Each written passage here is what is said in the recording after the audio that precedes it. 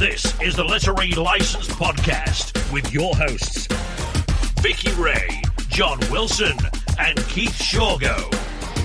Discussing book to screen and everything in between. Coming at you from the UK and USA. They keep it real. Is Elizabeth Collins started in? Who shall I say is calling? Barnabas Collins. A cousin from England. Won't you come in, please? Thank you.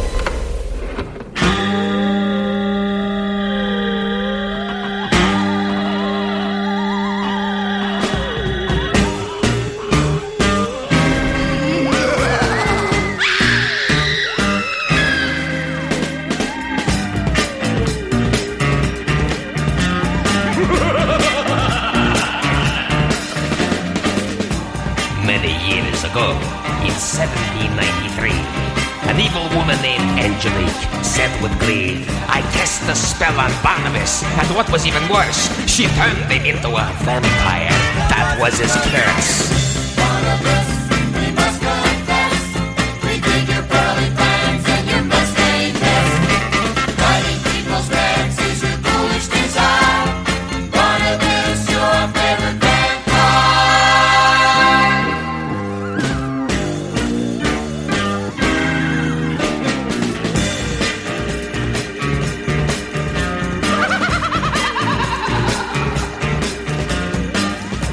Barnabas the vampire doesn't drink or smoke. Not even Bloody Marys, yeah, he'd rather have a Coke. When the night is dark and the moon is full and there's nothing to do, be careful when you walk at night, or he'll put the bite on you. Barnabas, we must confess, we dig your pearly fangs and your bloodstained vest. Biting people's backs is your foolish desire. Barnabas, your favorite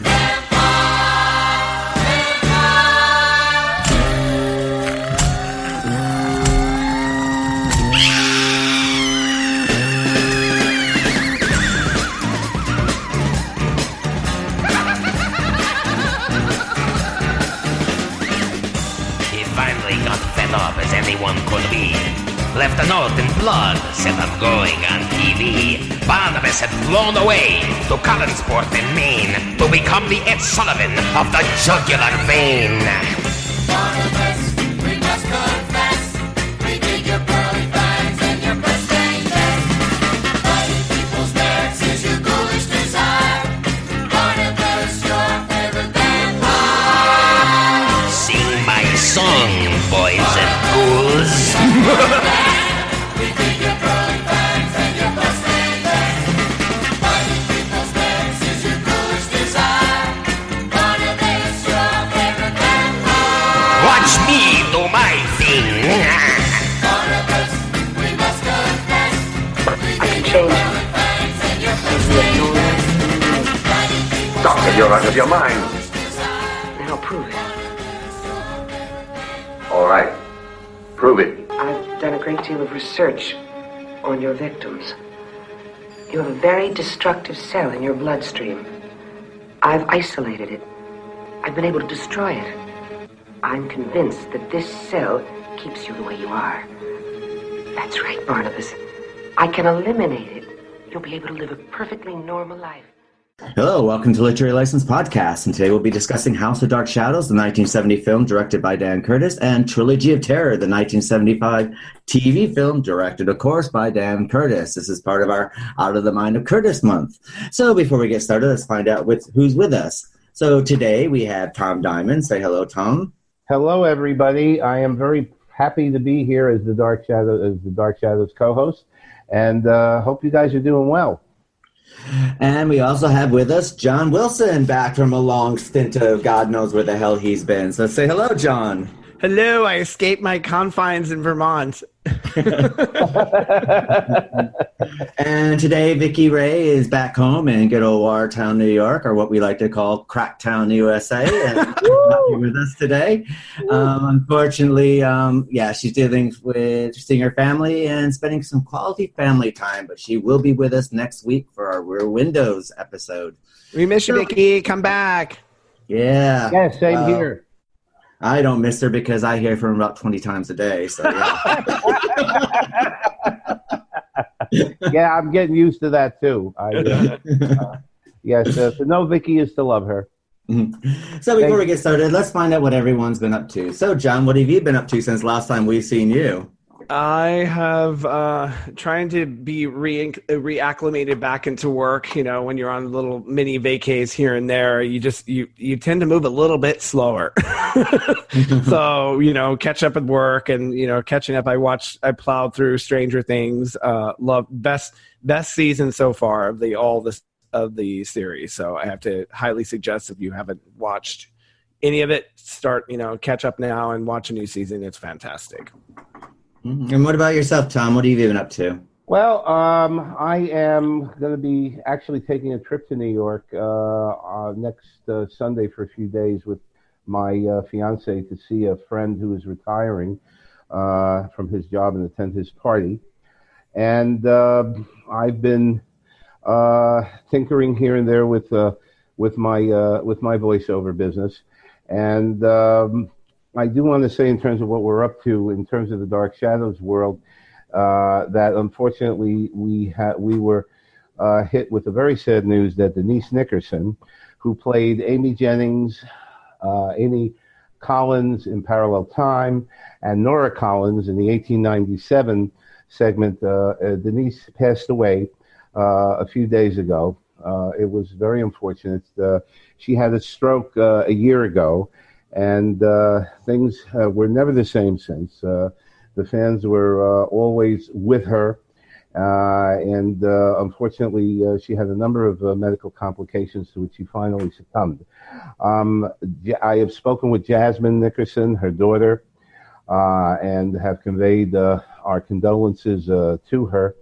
And Keith, I don't want to step on toes, but I'm sure we all want to express condolences to the family, to Jasmine, who is actually about to give birth to what would have been to her first child, and unfortunately Denise will never live to see her grandchild. But we do, of course. Everybody in the fandom is very saddened. Of course, it's in the media. And she's getting a lot of posthumous praise, which is unbelievable. She was also, of course, Violet Beauregard in Willy Wonka and the Chocolate Factory. Yeah. And that is one of her claims to fame. Yeah. She got out of acting as an adult and worked in the doctor's office as a receptionist. It's incorrectly reported in the media that she was a nurse, but Jasmine cleared that up for me and for us. And Jasmine may down the road, once the dust is settled, interview with us regarding her reminiscences. But of course, that is in the far future, I think, at this point. But that's the main piece of Dark Shadows news, and I am, of course, still doing voiceover. So that's where I am.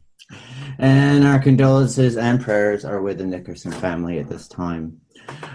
Personally, for myself, I'm in the middle of Stranger Things. I'm very much enjoying that. Still working on my various projects. And I actually sat down and I was hoping to get to bed by 2 o'clock in the morning. But actually, I got to bed about 6 o'clock in the morning because I decided to watch The Act, which is based on Dee Blanchard and Gypsy Blanchard. Now, if anyone knows about this case, in 2015, a daughter met this boyfriend and they killed the mother. But then it comes to find out that Gypsy Blanchard was a product of Munchausen's by proxy. Her mother would keep her sick, saying that she had leukemia, and give her leukemia treatments and give her cancer treatments and all this other stuff. And there was actually nothing wrong with her. It's just that her mother would make sure that she stayed sick the whole time. Wow. Oh, okay. But The Act, I mean, if anyone is out there, it did air earlier this year. It's going to be winning tons of awards. It stars. Because Patricia Arquette's in it and Joey King. I love both of them. Oh God, they're amazing. Yeah, and it's amazing. It's one of those things I think, I'll watch half of it, then I'll go to bed and and then wake up the next day and watch the other half. And I streamed it all the way through because Patricia Arquette, I do rate her as an actress, but now I rate her even a further actress. And I am, let's put it this way. It was so good that I spent all, morning editing the opening and closing credits for the episode today and adding, putting together the interview and putting, the beginnings and endings to that. And at that whole time, I've been watching nothing but YouTube videos about the actual case. So yeah, I totally got engrossed. Oh wow, you got hooked. I got hooked. So anyone out there, it is available on Hulu, on streaming, and I believe you can also get it on Stars through the Amazon subscription as part of their Prime. So, but I highly do that. And then, of course, life wouldn't be complete without my trashy television. So we getting ready for the reunion of, the Real Housewives of Beverly Hills to find out about Puppygate. And, of course, we watched Real Housewives of New York City, which we got into. And I actually binge watched Yummy Mummies, which is an Australian on Netflix, right? On Netflix, yes, about these 3 rich Australian women who are pregnant, have babies. And to be honest, I binge watched it. It took me like 2 days. I couldn't stop watching it. So yeah. So I've had my bit of trash at the same time. Someone needs to make a Real Housewives of Housewives and make it all about lesbians living. Hey, that would be a fun show. Yeah, catch up with that, Bravo. That's the next show for you all. Yeah, it's only a matter of time. Well, since we're talking about stuff like that, I might as well put in, I recently watched the first season of the revamped Lost in Space on Netflix, and I was absolutely shocked. I mean, it is great. I mean, it is. When I'm a Star Trek person, so when I think of the original Lost in Space, I go, ugh, with the exception of course, Dr. Smith. Oh, the pain, William. And you catch his clump, bump his booby, and stuff like that. He was Jonathan Harris was a joy, but this is this Lost in Space really it's a darker thing, but it's got a lot of good stuff, a lot of good interaction between the characters. It's coming back for a second season, and frankly, I can't wait. Yeah. I love Parker Posey too because she's just fabulous, pretty much in anything. She's very good. I actually also watched Tales of the City, the new series of that on Netflix, which I really enjoyed. So that's actually I was waiting for them to put the original series, and they just put that on. So I'm going to watch that, and then I'll watch the new ones because I wanted to kind of catch up. The only problem that you're going to have with the new one compared to the original is that the original set in the 70s. Because it's set when it was actually written.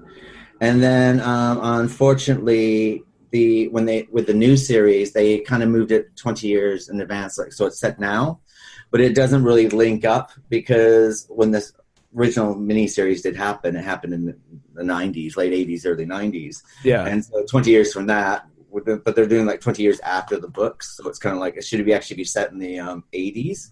Yeah. 90s, but it's set today, so the timelines are a bit mixed up, but it's brilliant. I highly suggest it. It's great. 2 other good series that, of course, they stopped producing, but the Strain, which I watched a few months ago, and which I thought was absolutely fantastic, and also Sleepy Hollow, which I've started to watch, which also I think has a lot of. So and from out of nowhere, I'm watching The Many Loves of Dobie Gillis from the 1960s, which is unbelievable, and it's a very smart show. It really is. I mean, they rattle lines off at each other, and it's just very, very, very, very unusual, I think. And so that just goes to show you that I'm not just a horror nut. The other show I'm continuing to watch because second season of Pose, holy shitballs!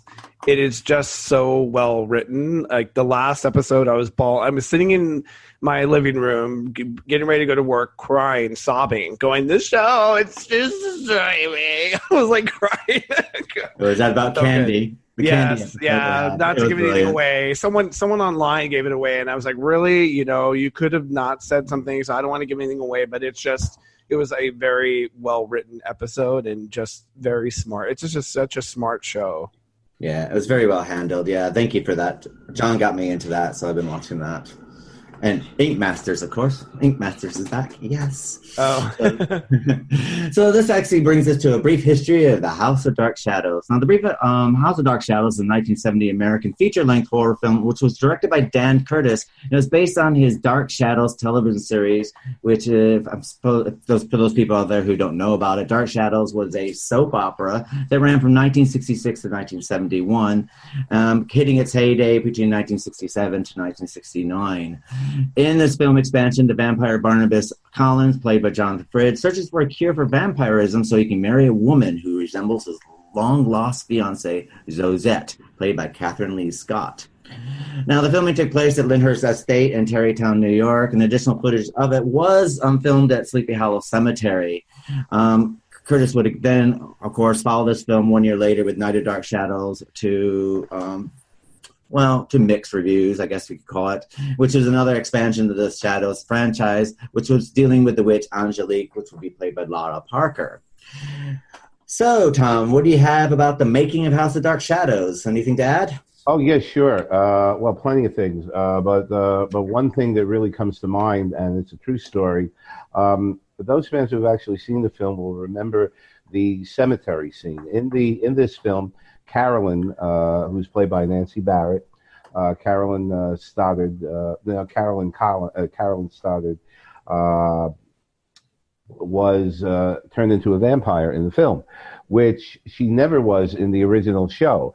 So everybody was like, wow, let's see what Nancy Barrett looks like with fangs and all kinds of stuff.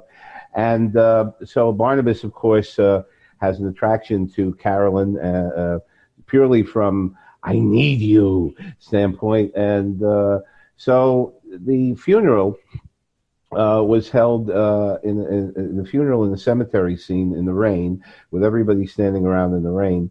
It appears that there was a gravedigger's strike at the time.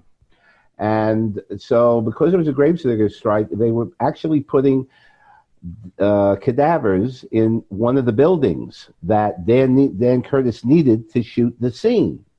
So they had hired non-union workers to get rid of the bodies, and apparently it wasn't happening fast enough. And Curtis said, come on, guys, can you get rid of these bodies already? We got to use this building. We got to shoot this scene.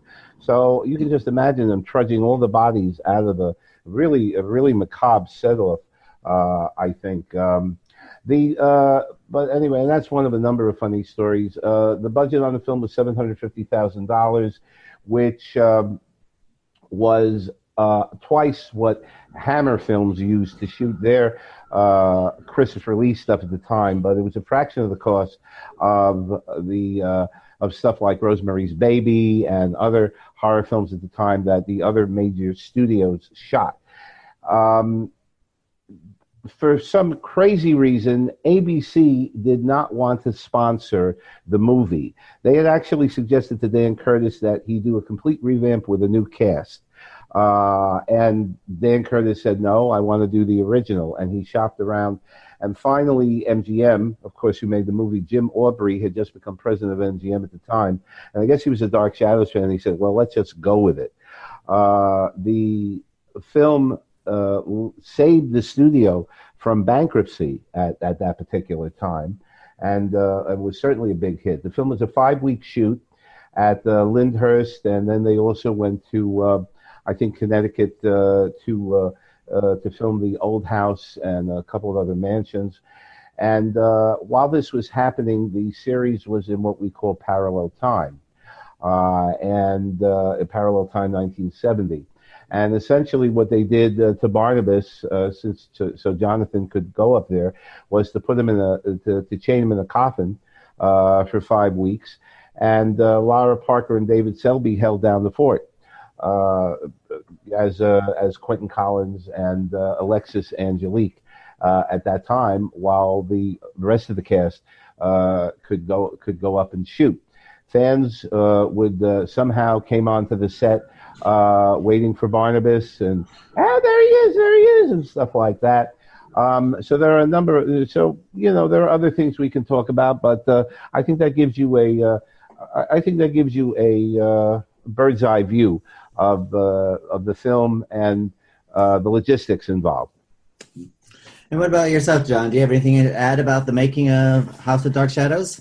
I thought it was interesting. I read that the producer Dan Curtis wanted to use or piece together edited footage from the series and build a film out of that, and then they quickly kind of abandoned that concept because I guess a lot of the actors coming and going, leaving the different parallel timelines, so that type of situation. But I thought that was interesting. It'd be almost kind of like a compilation of all these different episodes in one movie. I wonder why he originally had that concept. I don't know if it was like a matter of like, oh, we would pull something together because we think that sort of shined and maybe produce a film out. But that was interesting to me. I also want to state now, Keith, the film actually 20 minutes was taken out of the film, and although my understanding is that MGM did not pressure Curtis to edit this particular film. He did pressure Curtis to edit Night of Dark Shadows, which the fans are in anguish about because Night has not been restored yet.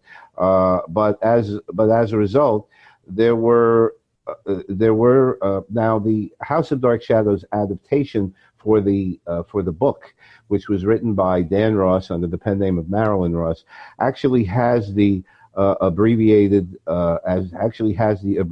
scenes. So one of the biggest abbreviated scenes was that they actually had David, played by David Hennessy, hanging in a closet, and Maggie was supposed to find him there. And that was a 4-minute scene, and Dan Curtis, who directed the film, took it out because he felt that was just going to get too many people, too many mothers upset, and to just be too offensive for the screen. Also stuff that was taken out very briefly. And by the way, in advance, I want to thank fan David Mock, who helped me out in researching this, who's a great guy. But you have stuff very briefly like an argument between Maggie, Kathryn Leigh Scott, who plays Maggie, the reincarnation of Josette, and Roger Davis, who plays Jeff Clark in the stable. There's a scene between David Hennessy and Roger Davis at a costume party, which you will see in the film, which has actually a revamp of a costume party that was done during the original series. The Roger and the sheriff discovering Carolyn's empty coffin. Little things like this. One of the things that was never really established in the film is that the sheriff and all the police believed that Barnabas was a vampire, and I should say that Karlen was a vampire, and it was never brought out in the film. How were the police convinced? All of a sudden it was just like something that was accepted. Also, Willie, there's this great scene where Barnabas beats Willie with a cane because he feels that Willie has betrayed him regarding Professor Stokes, played by Thayer David, who is apprised of the fact that Barnabas is a vampire and Barnabas has been causing all this stuff. But it was never established in the film as to why Willie, as to how Barnabas found this out. Just Barnabas comes in and starts beating him like crazy, and then yells Julia to the heavens. It would be nice. I don't know if this cutting room stuff was ever found, but it would be nice if it were added onto the film. The film ran a total of 97 minutes. I think with the 20 minutes more, it would have been under a little over 2 hours or under 2 hours. So those are other things. So what we're going to do is we're going to cut to a commercial break and the trailer for House of Dark Shadows, and we'll be back with you after a word from our sponsor. Amazon is here to make your life easier. By just the tap of a button, you can turn the camera on your phone to your own personal shopping list. Introducing Flow. Just tap the camera icon onto the search bar, and you can find whatever it is you're looking for, right on Amazon. Faster than scanning a barcode and typing the name of your item into the search engine. Besides, searching with words is so 2012. Save time and money. Amazon, where shopping meets effortless.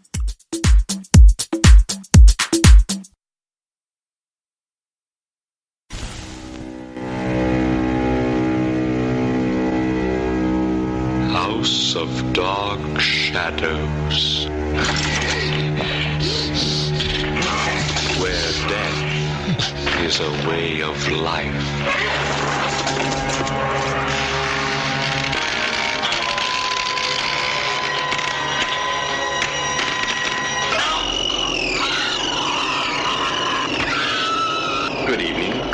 Barnabas Collins.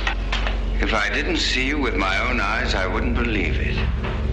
Barnabas Collins, head of a family of blood relations. Julia, do you believe in the existence of vampires?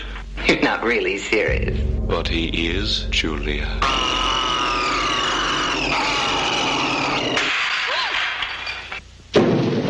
Karlen didn't believe in vampires either. Now she is one. Yea, though I walk through the valley of the shadow of death, I will fear no evil, for thou art with me. Stay away from me! You're dead!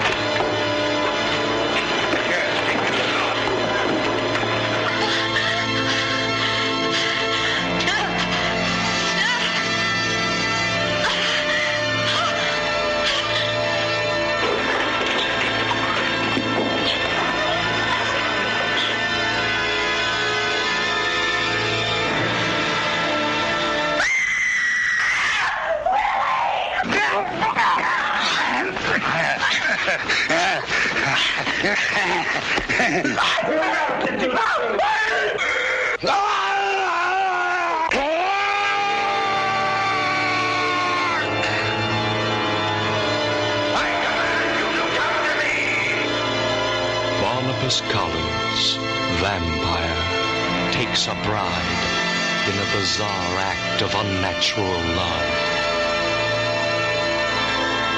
Come and see how the vampires do it. House of Dark Shadows. Nobody lives there.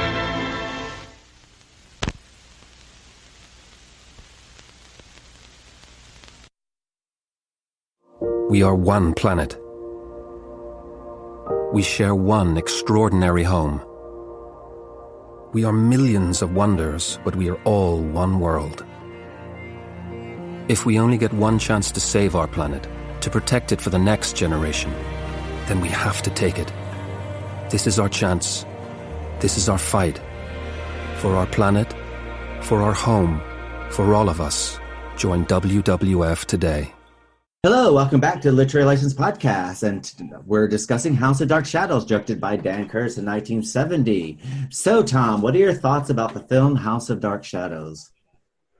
Well, I, as a Dark Shadows fan, obviously, I was watching Dark Shadows back then when I was a callow youth, and I must have been around 15 or 16 at the time. I could not wait for it to come into the theaters. I liked it. Basically, I think that the decision to include Robert Cobert's signature music on the series, and it was basically duplicated in the film, was absolutely the right decision. Robert Cobert, as a matter of fact, from what I understand, wanted to compose new music for the movie, but Dan Curtis insisted that the old music be used, and I think that was great because that immediately had Dark Shadows TV fans connect with the film because of that. And I think the music was edited well, with the exception of certain points in the film. And one kind of wonders about some of the editing process that went into it. And I think once again, because he probably was Curtis was probably on a deadline. Because, as I said, the film was shot in 5 weeks, and then there was probably a deadline for post-production. So certain cuts appear to have been, it looks a little choppy. But if you can get beyond that, and certainly the fans, I think, got beyond that because they knew the plot, essentially. So they were able to connect what they saw in the TV show with what was going on and connect the dots.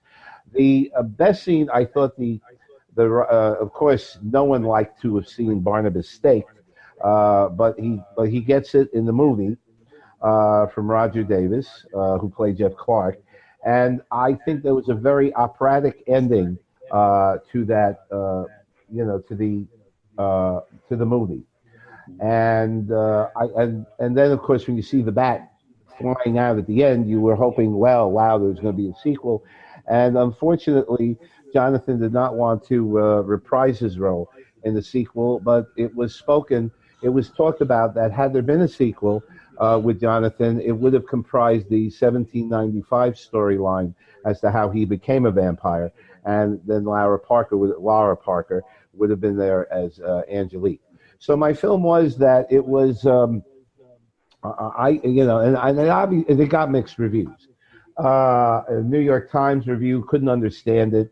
It was very obvious if you saw reviews from people who did not know what Dark Shadows was about. So they completely put it down as, oh, it's another trashy horror film, which, back in the 60s, horror films were like looked down upon by a lot of critics. But it did get. They couldn't deny that it was a critical success in terms of money, and that obviously prompted the studio did want to do a sequel. So my opinion was that, and it was also the first time a movie had been done from a TV soap opera, first ever, and that was a breakthrough. And if you want to call Dark Shadows a soap opera, because some people will say it really wasn't. Soap operas at the time, of course, boy meets girl, boy marries girl, boy gets girl pregnant, etc. Dark Shadows was boy meets girl, boy bites girl, boy turns girl into vampire, girl goes up to werewolf. So in that, obviously, it was very, very different. But it was still, for that kind of, it was in the afternoon, it was in the daytime, and it made it to a movie. First time ever. So I liked it. So we have Rod Laby, who's joined us. So, Rod, what are your thoughts about the film House of Dark Shadows? Well, I agree with what Tom has said. I was also an original watcher of Dark Shadows, viewer of Dark Shadows. I was about that age at that time. And while the show was going on, when the movie came out, I think the movie came out in like the fall of 1970, if I remember correctly. Yes. And it did? Okay. And I remember looking forward to it. I had read about it in the fan press. And when I say the fan press, that was newsletters from kids my age who had homegrown fan clubs for these people. And so I was pumped for this. I knew it was going to be good.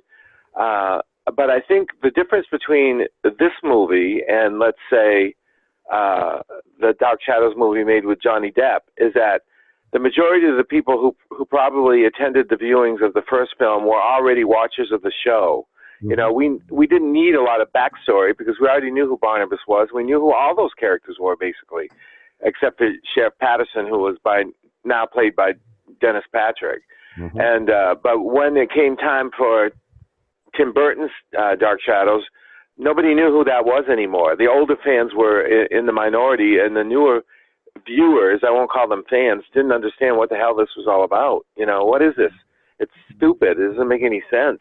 But the first one, to me, made sense. And what appealed to me about it the most is that during the daily shows, Jonathan Frid, or Barnabas, I should say, and Dr. Julia Hoffman, I've said this before, were like a Sherlock Holmes and a Watson. They were always trying to figure something out, or to rectify some wrong, or to uncover a mystery. So for Barnabas to revert back to his vicious self, which he was when I first started watching, and he never was, rehabilitated, so to speak. By the end of the film, he stayed evil right to the very end. So you wanted to see him die. And as Tom said, it was very operatic. I mean, it was here it was in slow motion. And when I talked to Roger, I interviewed Roger, and I said that staking looked very real. And he said that he had spoken with Dan Curtis, and Dan Curtis said, "How do you want to do it?" Well, actually, let me stop you for a minute, Rod, because we have an interview with Roger Davis coming up. I don't want to repeat that then. Right, exactly. And he described that in very good detail, so I'm sure the fans are going to be looking forward to that. But you bring up an excellent point in that the fans really were able, as I said before, to connect the dots. I want to make. Before I forget, I do want to make I want to acknowledge Dick Smith's role. Dick Smith was the makeup artist. May he rest in peace. Oh, yeah. I don't think he's around. And he did the makeup for Barnabas aging to his full 165 or so years. And that the bald pate was actually patterned after the thing that he did for Dustin Hoffman in Little Big Man. There was some veiny adding to the face and everything else to the age, but it was so realistic that apparently the housekeepers of the Lyndhurst estate were assigned to were assigned to help the cast and the crew. One of them, having no knowledge of Dark Shadows, I think, ran into Jonathan with the makeup, and she screamed so loud that the chandeliers in the room started shaking, according to so it was very, very realistic. But I agree with you. I think that it was Dan Curtis gave what the fans wanted. However, Jonathan, as you probably know, was not happy with the fact that he had to play a more traditional vampire in the movie. He had, of course, focused on the reluctant vampire of Dark Shadows, who was very guilty about what he did, had a lot of angst, he was able to emote. But Curtis did not want him to do that. And Jonathan did what he could to kind of, at certain scenes in the movie, he turned his head to you got there's Barnabas, he's guilty. But that didn't happen too often because Dan Curtis wouldn't allow it. And it would have been very interesting, I think, to see what might have happened had Jonathan been allowed to play that more sympathetic role. Well, I'm going to actually put a spanner in the works because personally, for this film, I think this film is badly made. I'm sorry. I'm going to have to be the mixed critic as well, so I'm going to have to be in as well. There are critics who agree with you, by the way, Keith. But let me give you the reasons for this. Now the thing is, I'll follow Keith if he doesn't mention some of the stuff that I caught as well. Now the thing is, if you're a fan of the series, fine. This is like a Stars on 45 or a Hooked on Classics, minus the hand clapping of the best moments of the TV series. And the thing is, and I just think that personally, they should have paid more attention to the script. The script is patchy. Basically, we get it is like the greatest hits of what's happened. There's no character development. And I mean, if you're familiar with the show, you're fine. If you're not familiar with the show, you're going to be completely lost. The editing is probably the worst editing I've seen in the film. Absolutely. But what I will give to it, I think that the performances by Jonathan Frid and Grayson Hall and Kathryn Leigh Scott and the rest of them is very, very good. Yeah. And the thing that makes the film watchable is basically the cinematography, and that's Arthur Ornitz. I have to my hats off to him because the film looks beautiful. It's a beautiful film to look at. Yeah. But I mean, besides stealing from Bram Stoker for every chance they could get, there wasn't a lot of development. And I do think that if they paid a bit more attention to the script and developed a full story, maybe cut off him, Julia Hoffman trying to cure him or something like this, and maybe develop the script a bit better, it wouldn't felt like a greatest hits medley. And that's what it felt like. I agree, and I think part of it is it's bravo for the studio to produce something in line with the series that's still currently on. That is like a original, back in the 70s. That's like a first transmedia piece where they were listening to their fan base and saying, "We're going to give you what you want." Unfortunately, I've never watched one episode of Dark Shadow, so I'm going to be that person who's never ever seen a single episode, right? And it's not because I don't want to. It's just literally to catch up on 1 million plus episodes is going to kill me. Maybe turn me back into a vampire. But anyways, I digress. So it's pretty much from the perspective I'm watching the story that is playing out. And one of the first things I noticed is Barnabas has been trapped. I would be a little bit pissed off. I would be a little bit like, I'm coming back out of this. I'm going to find out what happened or what's going on. They kind of skip over that. And I'm like, okay. Then it's the family, Barnabas he's kind of luring with the family, and then he's falling for this love, and so I'm getting all that. But there's just scenes, like Keith was saying, the editing was so bad that we're in the emotions of a scene where someone's getting bit, someone's getting stabbed, someone's getting beaten, and then it gets cut so quickly that it doesn't even finish the scene, and you're now in a room with people talking. You're like, what the hell just happened? Well, that was so jarring that I'm like, what just happened right now? And I'm like, and I think that you have to take note. A film is different from a sitcom. You can do that, or a soap opera. You can do that in a soap opera. You cannot do that in a film. Well, I think also you have to, so there are a couple of things. Again, 20 minutes or 22 minutes were taken out of the film. And that, I think, was very unfortunate. The same thing happened with The Night of Dark Shadows, where almost a half an hour was taken out of the film. Now, once again, Night of Dark Shadows, Curtis had to do it because there was a studio constraint. But, and Rod, correct me if I'm wrong, but I don't believe there was any kind of a constraint on the part of the studio to cut stuff from the first film. So I'm at a loss to understand why he did that. I think it's because Dan Curtis wasn't a director. He's not a director. Yeah, it was his first attempt. It was his first attempt. It was his first attempt. And I think that, and as far as the editing goes, okay, I do understand that things have to be edited out of the film. And I think that a worthy director can cut things out of the film, and the thing is, you don't realize they've been cut out, and you don't exactly.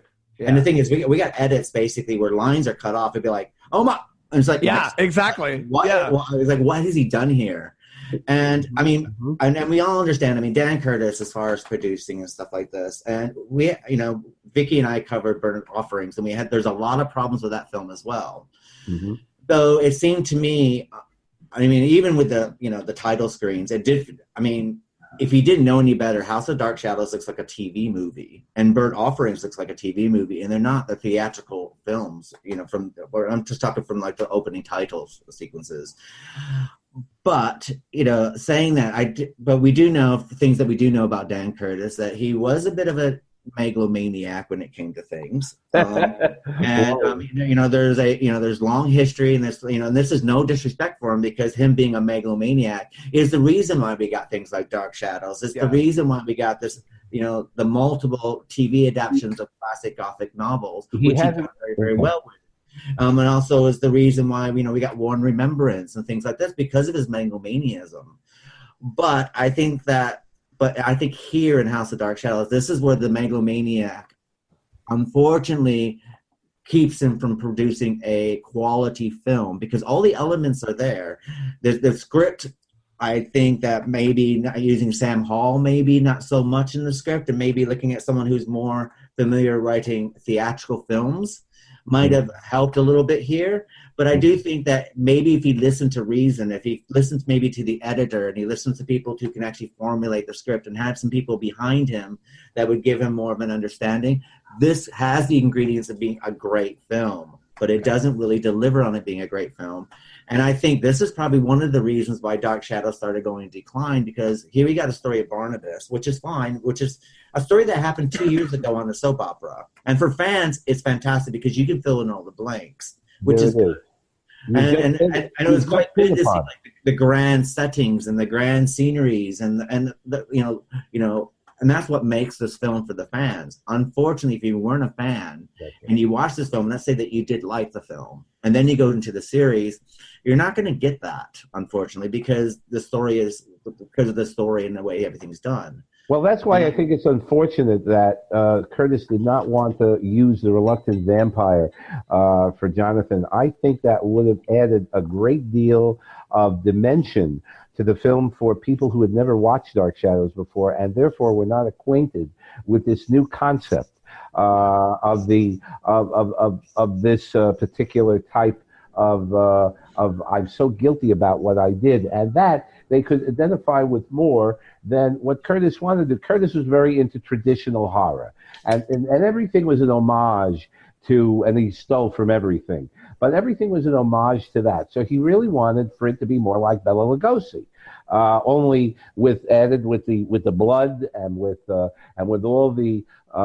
and with all the stuff that they could not do on the show. due to the fact they didn't have enough money, and then also without the censors who were on their back. And it was the 1970, and vampire films at that point with the gory stuff were just getting into, just hitting their own, particularly due to Hammer. And so I think Curtis wanted to combine traditional Dracula with that, but you just didn't. I could not see Barnabas as just, except the way he was in the beginning, because they had to establish that in the beginning in the show, where he was literally out of his element and he literally needed blood to survive. So I think that those were the two. You hit upon the point, Keith, that if you were a fan, you were going to love this movie.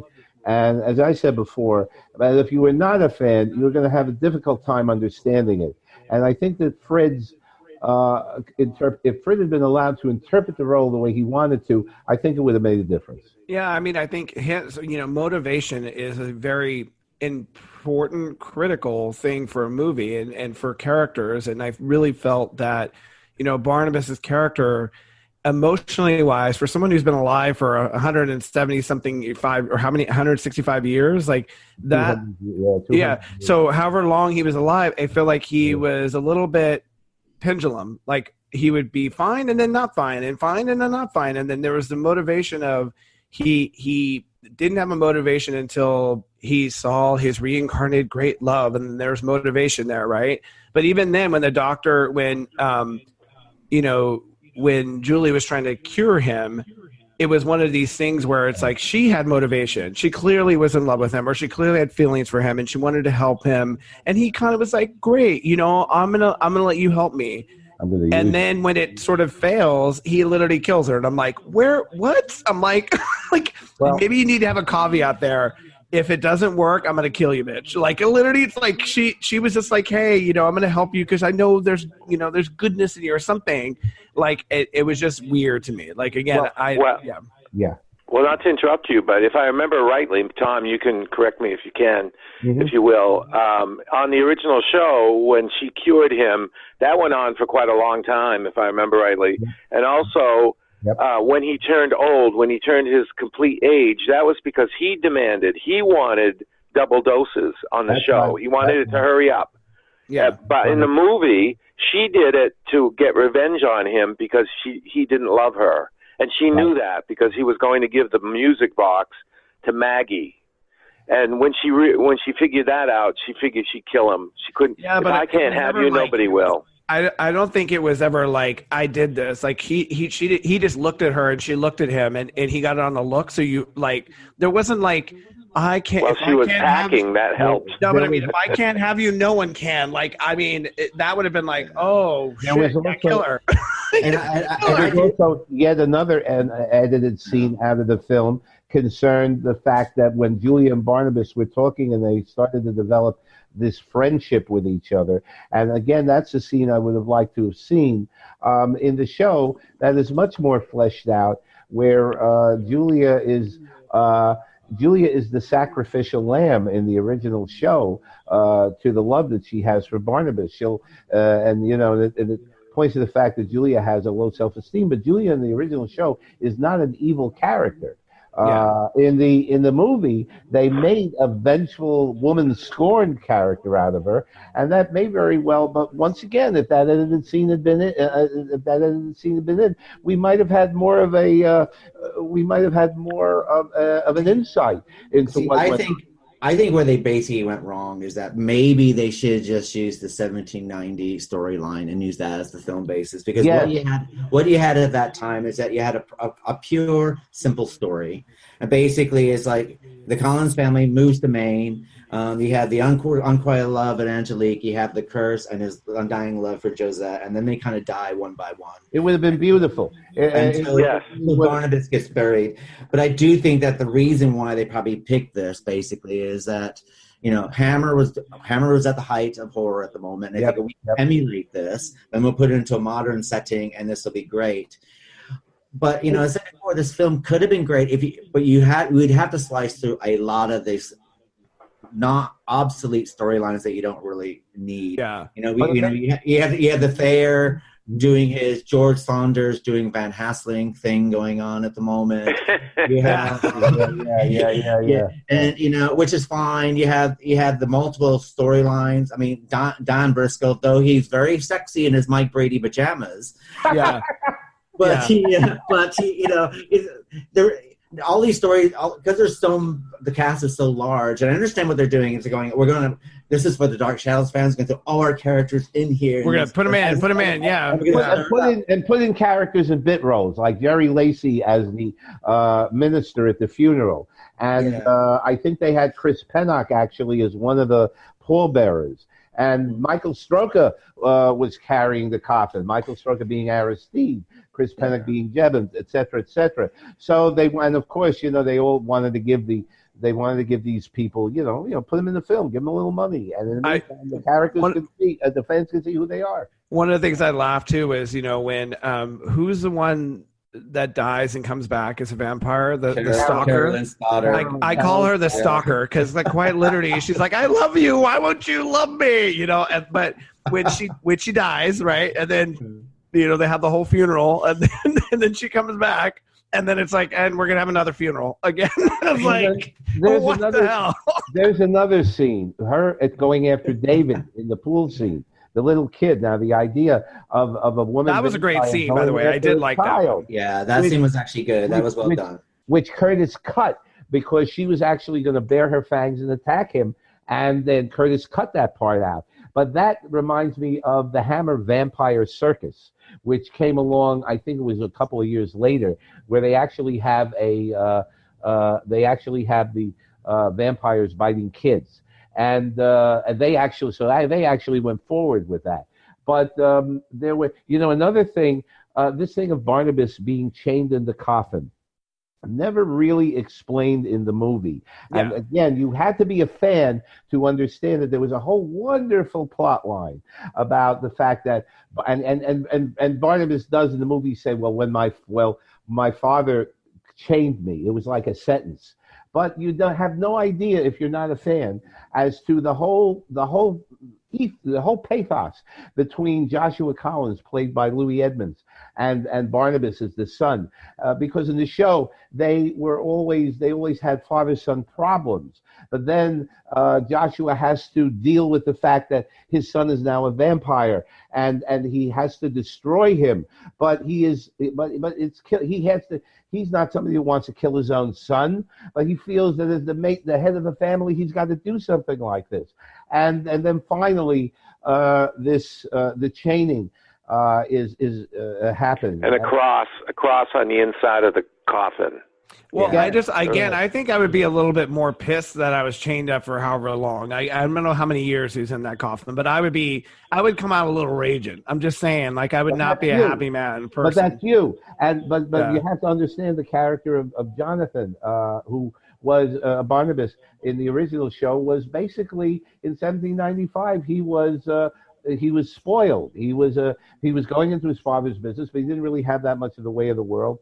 And now all of a sudden, he's sure he's in the original show he is pissed actually when he comes out, and that's one of the reasons that he goes on an attacking rampage, because he's projecting. And he's, aside from the fact that he needs blood, he's really pissed off at the whole circumstances of events that have changed his life. And in the original show, actually, there's some great conversations with Thayer David as Ben Stokes, the servant, where he talks to him about that. So there's so much in the original show that, and of course, you've got a movie, and you can't have. Some people have suggested this should have been a 3-hour movie. I still think with it being a 3-hour movie, I don't think you're going to. With everything that they put in this film, that they were making you unpack, this would have to actually be 5 2-hour movies to get all the storylines that they're trying to pack into this. You couldn't get all the storylines. I'm also surprised. I feel like this now it has been done where in line with something that's a series, there's a movie that comes out, but they do a good job making it sort of an adjunct to what's currently going on, right? So take the storyline that you're writing as a series and say, and wow, how can we make this a theatrical thing, right? And blow this out and then bring the fans back to TV, right? So now, oh my God, these big events happen. All these really big, huge things happen to these characters. But now if you want to know what happens, now you have to tune in. Like you have to come back to TV now.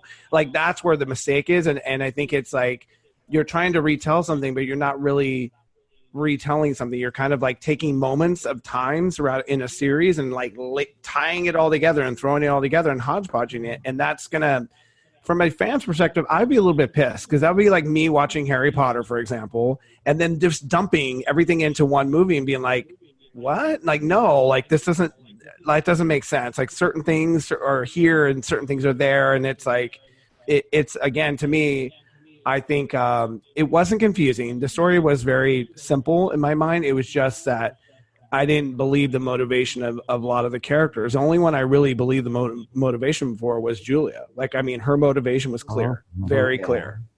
But I also I think that comes from Julia or Grayson Hall being an incredible actress. Because she is a great actress. She wears her motivation on her face.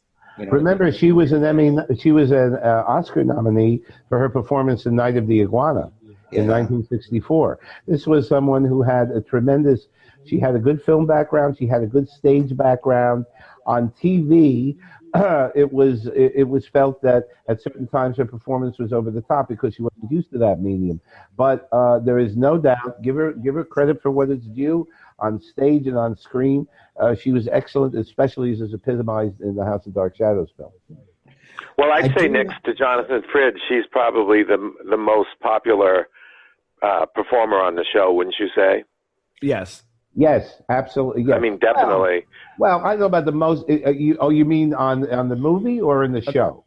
In the show. Well, you gotta, there. I think you're gonna have fans saying, "Well, they loved Angelique. Angelique, they felt was the most popular one." Well, Angelique was good. Yes, Angelique was good. And Kathryn Leigh Scott as Josette, because that was all part of the triangle.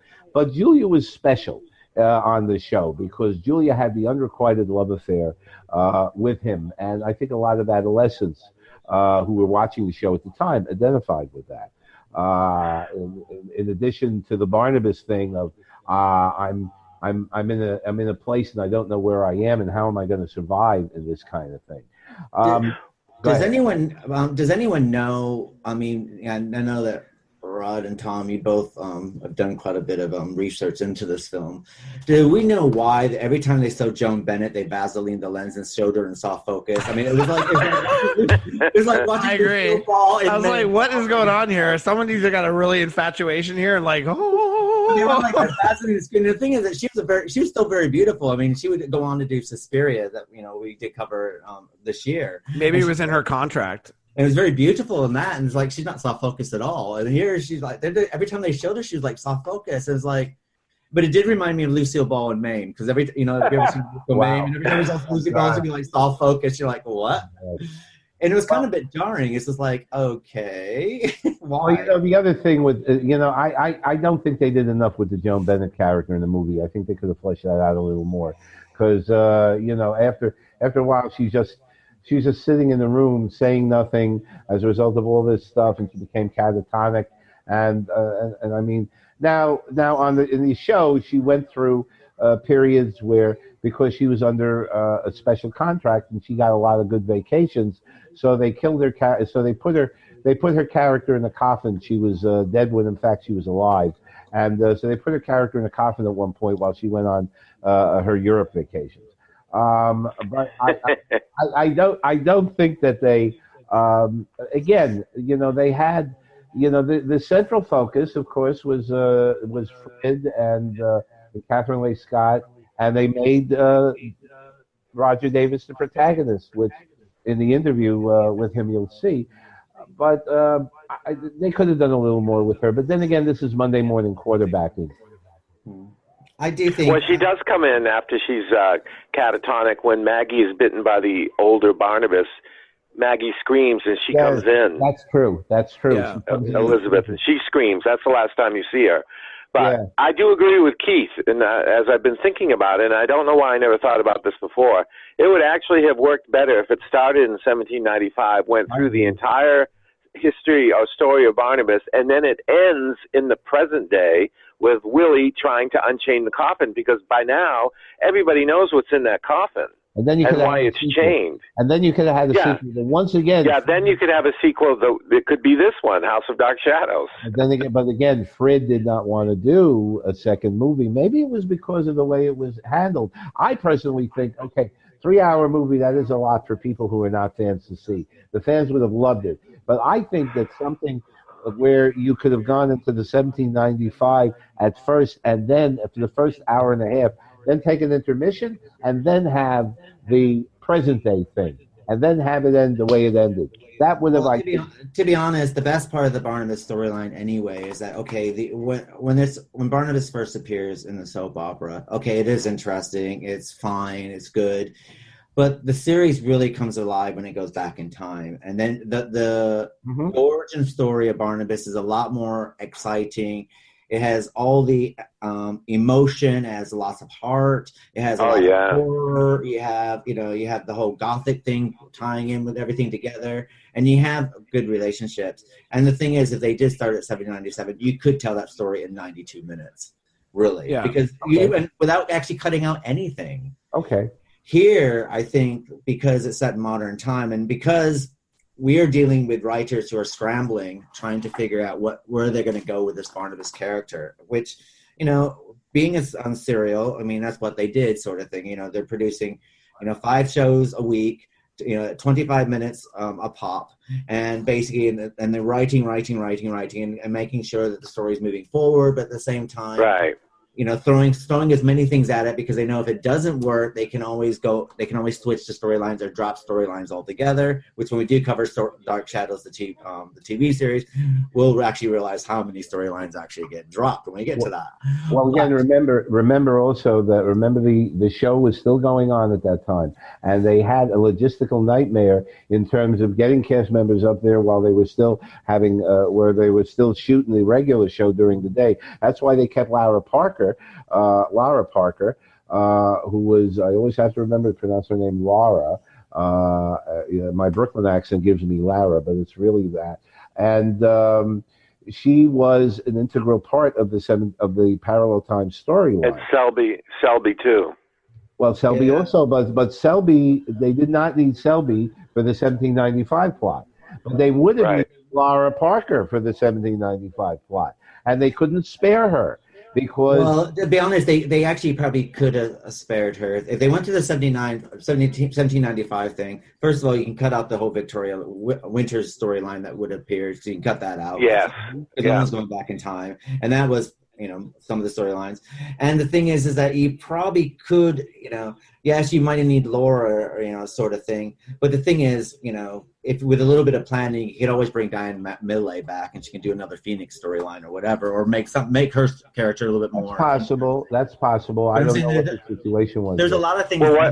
There's a lot of things they could have done, sort of thing. And because the whole thing is that, okay, yeah, you're going to be without Barnabas, but at the same time, that 1795 is that you're kind of developing your characters and stuff like this, and a lot of these characters could probably just jump back into the show quite easily, so you wouldn't actually kind of miss them. I think they were most comfortable with the way that film went, because if you remember now, the 91 revival with Ben Cross was essentially the same rehash of the 17, although they went back into 1795 in the revival, but once again, rather than develop new stuff, they wanted to rely on what they had, because Dan Curtis was most comfortable with it. He felt, well, this is what, and again, they're looking to make money. So are they going to sacrifice art for the financial demon?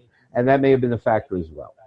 I do think that it's quite interesting that Daphne, who no one even knew who the hell she was until this movie, is wearing red, so you knew that she was expendable, like a Star Trek episode. Oh my gosh, she's wearing red, she's going to get it. That was Lisa Richards, actually, who played that. That was completely new, because Daphne in the series was Kate Jackson, and that was later on. But I'm saying, but the thing is, she's wearing a red dress, and once I saw her, it's like, oh, she's gonna die because she's wearing red. And in Star Trek, whenever the person that you never seen anything before was wearing a red shirt, they were the ones who were gonna die. Oh, that's interesting. That's fun. I never figured that out while I was watching the show originally. Isn't that funny? It wasn't until later on when people. But I should say that the original part of Daphne was written for Marie Wallace, and she was supposed to be an art dealer who came to visit Collinwood to try to sell some paintings to Mrs. Stoddard. And she was attacked on her way back to her car, but she couldn't do it because she had signed on with another soap opera at that time, Somerset, I think Another World Somerset on CBS. So, but that was supposed to be her part. They actually had another name for her that I'm blanking out on. They turned it into Daphne, but there was another name that Marie Wallace was supposed to go under. By the time I find it, we'll probably have run out of time. But well, I would tell you, I found it. Let's see, the role of Nancy Hodiak. Nancy Hodiak was the original name of that character, and that was supposed to be portrayed by Marie Wallace. And then, as you said, Rod, she couldn't do it because she was not available, and that's when they got Lisa Richards. And Lisa Richards was a minor kind of actress on Dark Shadows, not like Marie. I mean, Marie did 3 very memorable characters, and they had big storylines written about those characters where she was involved in it. But I do want to add this one thing about the movie. The trouble with the movie, if you're somebody who doesn't know and can mentally fill in all the blanks, but if you're, let's say, oh, what's this movie? House of Dark Shadows, let's go see it, okay? There's absolutely no background on any of the characters. I mean, Maggie, what's Maggie in this movie? I mean, she's a governess. That's all we know. We know nothing about where she lives. We know nothing about Collinsport. Did they even mention Collinsport in there or talk about it, that it's a seaside town, that it's in Maine? I don't even remember if they do that, do they? I don't think so, no. They kind of just and they don't give any story. Yeah, they don't give you any background on Stokes. Who the hell is he? Nope. I mean, we know that Dr. Hoffman is a doctor because she's taking care of Todd, or she took care of Daphne at the beginning. We know Dennis Patrick is a sheriff. That's all we have to know. But we know nothing about Roger. Again, I mean, wouldn't... Yeah. Some people would think, I mean, I would think it would be a rational thought to think that Roger was Elizabeth's husband, not that her brother. Yeah, that's true. Did they even talk about it? They didn't. No. Nothing. Again, the central point is that this movie was for Dark Shadows fans. So Dark Shadows fans could see it, and they knew immediately what the story was. And here they were seeing everybody on screen. But it did not take into account the non-Dark Shadows fans. Well, it's interesting because if you are using this as a marketing tool, if you will, to try to pull fans in or pull new fans in, like, yeah, that you kind of have to keep that into account. Like you have your fans that will show up and watch us and go back to the series, but I think part of it has to be you're trying to get people interested in these characters, and being like, wow, okay, like this Barnabas, and you see fans who are like, oh my God, and you know the story, right? And you're like, oh my God, you got to watch this. Like a soap opera, I started watching like Days of Our Lives in the 90s, right? I didn't watch any of it before, but I had other people like, oh my God, and then this character, and then they did this, and then, and so they helped fill in some of those blanks. But didn't they have somebody possessed on that movie, on that show? That's when I started watching Marlena. Yeah, when it got Supernatural is when I started watching it. That was good that they did that. I hated soap operas up until that point because I was like, oh, now I can get into this, the whole possession thing, and that was like, right. Yeah. I mean, it was like The Exorcist, if I remember rightly. Well, yeah, technically, because she threw Stefano out a window.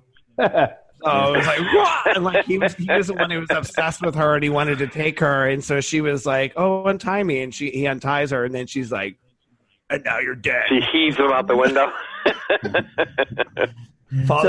Stefano. So before we cut to the next film that we're going to cover, let's do our final thoughts of House of Dark Shadows. So, Rod, what is your final thoughts of House of Dark Shadows? Well, I enjoyed House of Dark Shadows because I was a big Dark Shadows fan, an original fan. So I tend to overlook its shortcomings. I mean, I used to see a lot of mistakes in Hammer films, and Bats on Strings, very obvious strings. If you saw Scars of Dracula that came out the same fall as House of Dark Shadows, it's inept. It's almost inept. It's very violent. And I think that's what the House of Dark Shadows was. If I remember rightly from the time when I first saw it, I was most taken aback by the violence and the blood. That's what really surprised me, because there was a lot of it. The scene where they stake Karlen is as good as anything you see in a Hammer film. And I did think that the staking at the end of Barnabas by Jeff Clark was just an amazing piece of choreography. If you have to watch it, it's just great. I don't think that Barnabas, how could he be surprised by Roger Davis, because the spear actually pops out of the front of his thing. That was already buried. If you watch it, it's flat against his chest and it springs forward. So somebody had to set that off. I don't know who did that.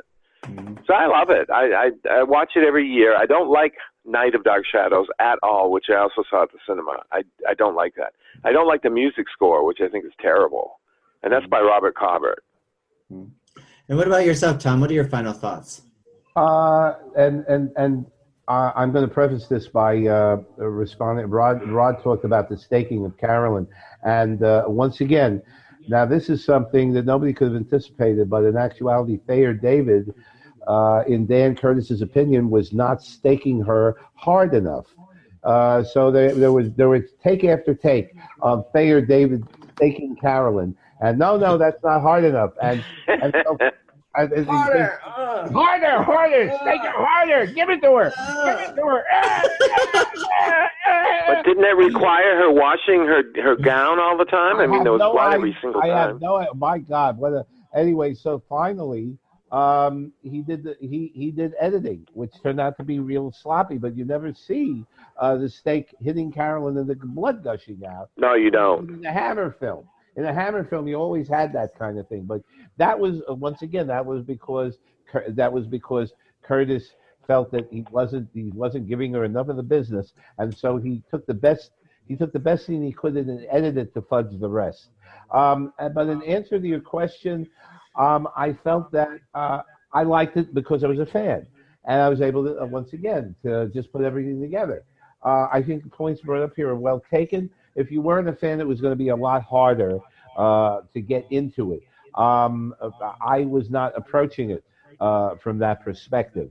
I do wish that I could have seen the sympathetic Barnabas a lot more in the film. I thought it was a mistake for him to be more like the traditional horror Dracula, because the story went so far beyond that particular interpretation, and it was so much more multidimensional. And I think that could have really helped the film. And I think that again, the editing took out 20 minutes. The editing, there were choppy effects and stuff. I understand in Blu-ray it did look a lot better from the reviews I've seen, and that may have that particular mechanism may have brought out things in the film that watching it in the theater and the others didn't. I did like it from the perspective of the fan. I was disappointed in Night of Dark Shadows. I agree with Rod. I thought that story was going nowhere and it was too slow. But that's another topic. And what about yourself? I should add. Yeah.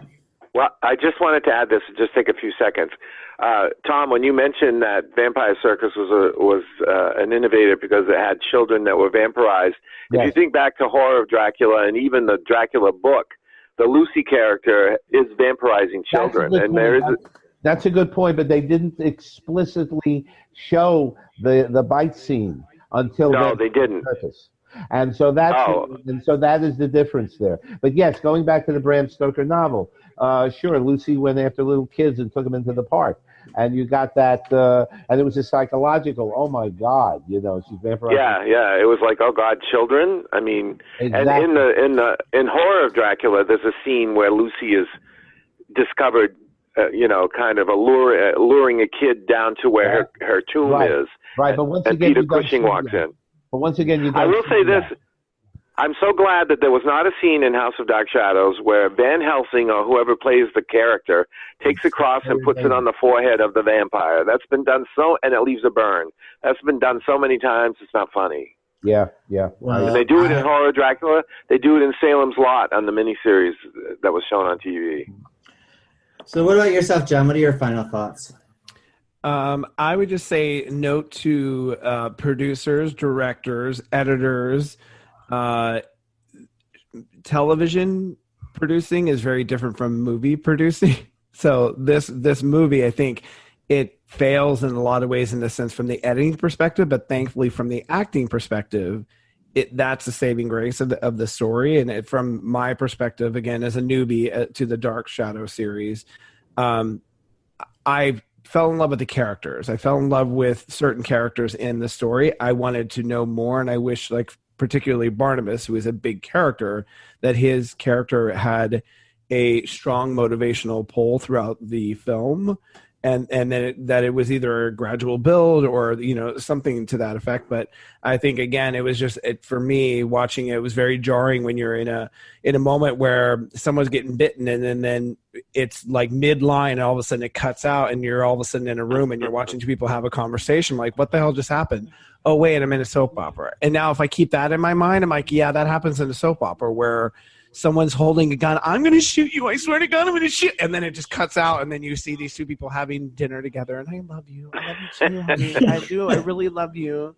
And you're like, what the hell just happened? And so from that perspective, you watch it, you just, it's a television movie, basically. My final thoughts of House of Dark Shadows is that I think it was a very missed opportunity. I do think that maybe before Dan Curtis directed something, he might have wanted to direct a few episodes of maybe the daytime serial and maybe get interviews of it. But there are some things I really do like about the film. I think it's beautiful to look at. I think it's wonderfully filmed. I think that though the characters, you're not quite sure who they are, I think they all come across very, very well. And they all do an excellent job with the material that they have. I do think that script and direction and editing do let it down. And I personally, I would like them not to do a greatest hits. And maybe if they had like a school full of children where they killed them all off, it might have made it more pleasurable for me. But because... But I do think. I mean, I do see the merits of it, and I do understand that it is a film for the fans. But I kind of would like a film that would be a celebration of what Dark Shadows really was, instead of a greatest hits medley of of a bunch of stuff that they try to throw together into one package. So. Mm-hmm. So what we're going to do now is we're going to cut to a commercial break, and we have a special interview done by Tom Diamond with Roger Davis, and then we'll have another commercial break, and we'll be back with you after a word from our sponsors. Morning face. You get it when you don't sleep well. This is what happened to Linda. Morning, guys. Good morning. Ah, what is that thing? It's me, Linda. Oh my God, it talks! Run! No, it's me, Linda from HR. It looks hungry! Save the children! Save them! What? Stay back, I've got mace! Ow, that went in my eyes. Quit moving! It's called beauty sleep for a reason. And there's never been a better time to get some. Get 20% off IKEA Sultan mattresses. IKEA, love your home.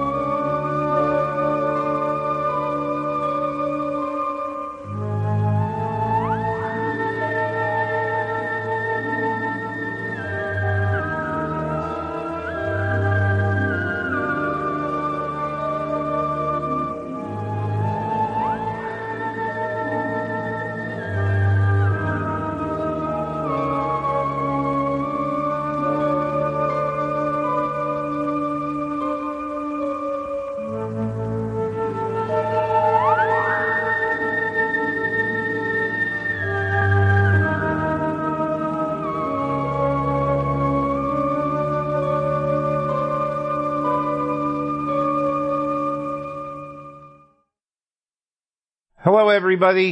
This is Tom Diamond, Dark Shadows co-host for the Literary License podcast. We are doing the House of Dark Shadows retrospective, and we have a special treat for you today. Roger Dave, who portrayed Jeff Clark in the House of Dark Shadows movie. And of course, you know him from his regular roles on Dark Shadows as Jeff Clark, also Peter Bradford, Dirk Wilk, and a number of others. And Raj, how are you doing today? Good, thanks. Well, thank you. I do want to explain, of course, to the fans that Roger has already done a more extensive interview with us. Yes, indeed. Hi, everybody. And I want to tell you that I'm looking forward to sharing some time with you here and talking about making the Dark Shadows movie, House of Dark Shadows. Raj, so let's cut to the chase. How, in general, did you were the protagonist, definitely, in that movie, being the main hero against the Barnabas character, played so well by Jonathan.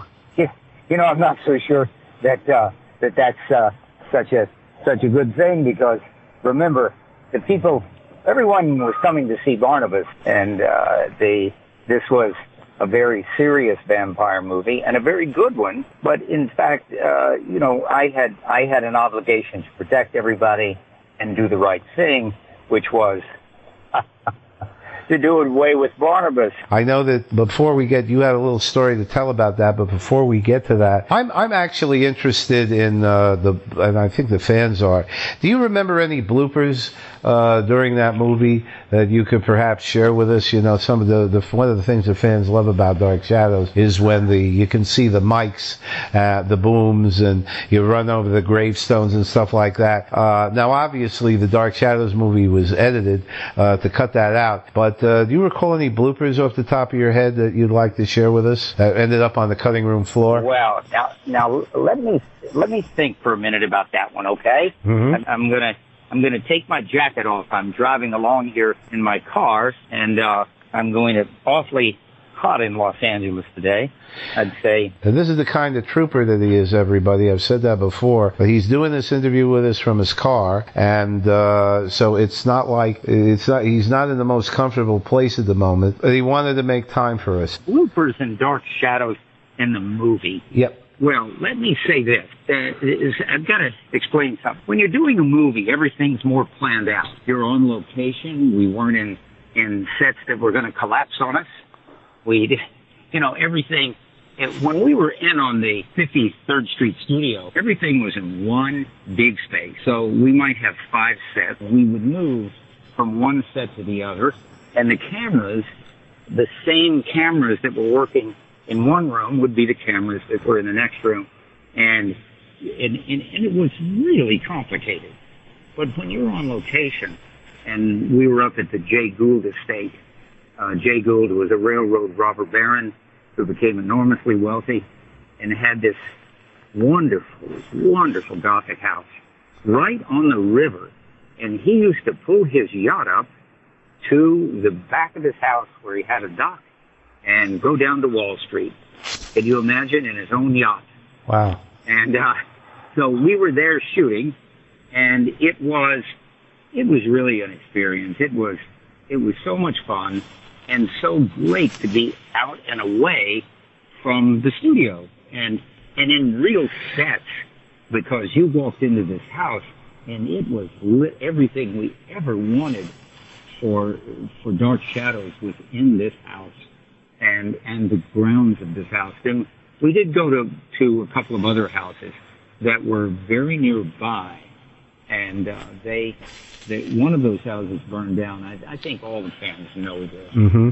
I think that was the old, but that's where Barnabas' casket was, I believe. But do I remember any? Now I don't know if you'd call this a blooper, but remember the climactic scene in the movie was when I shoved the arrow up through the heart of Barnabas. Right.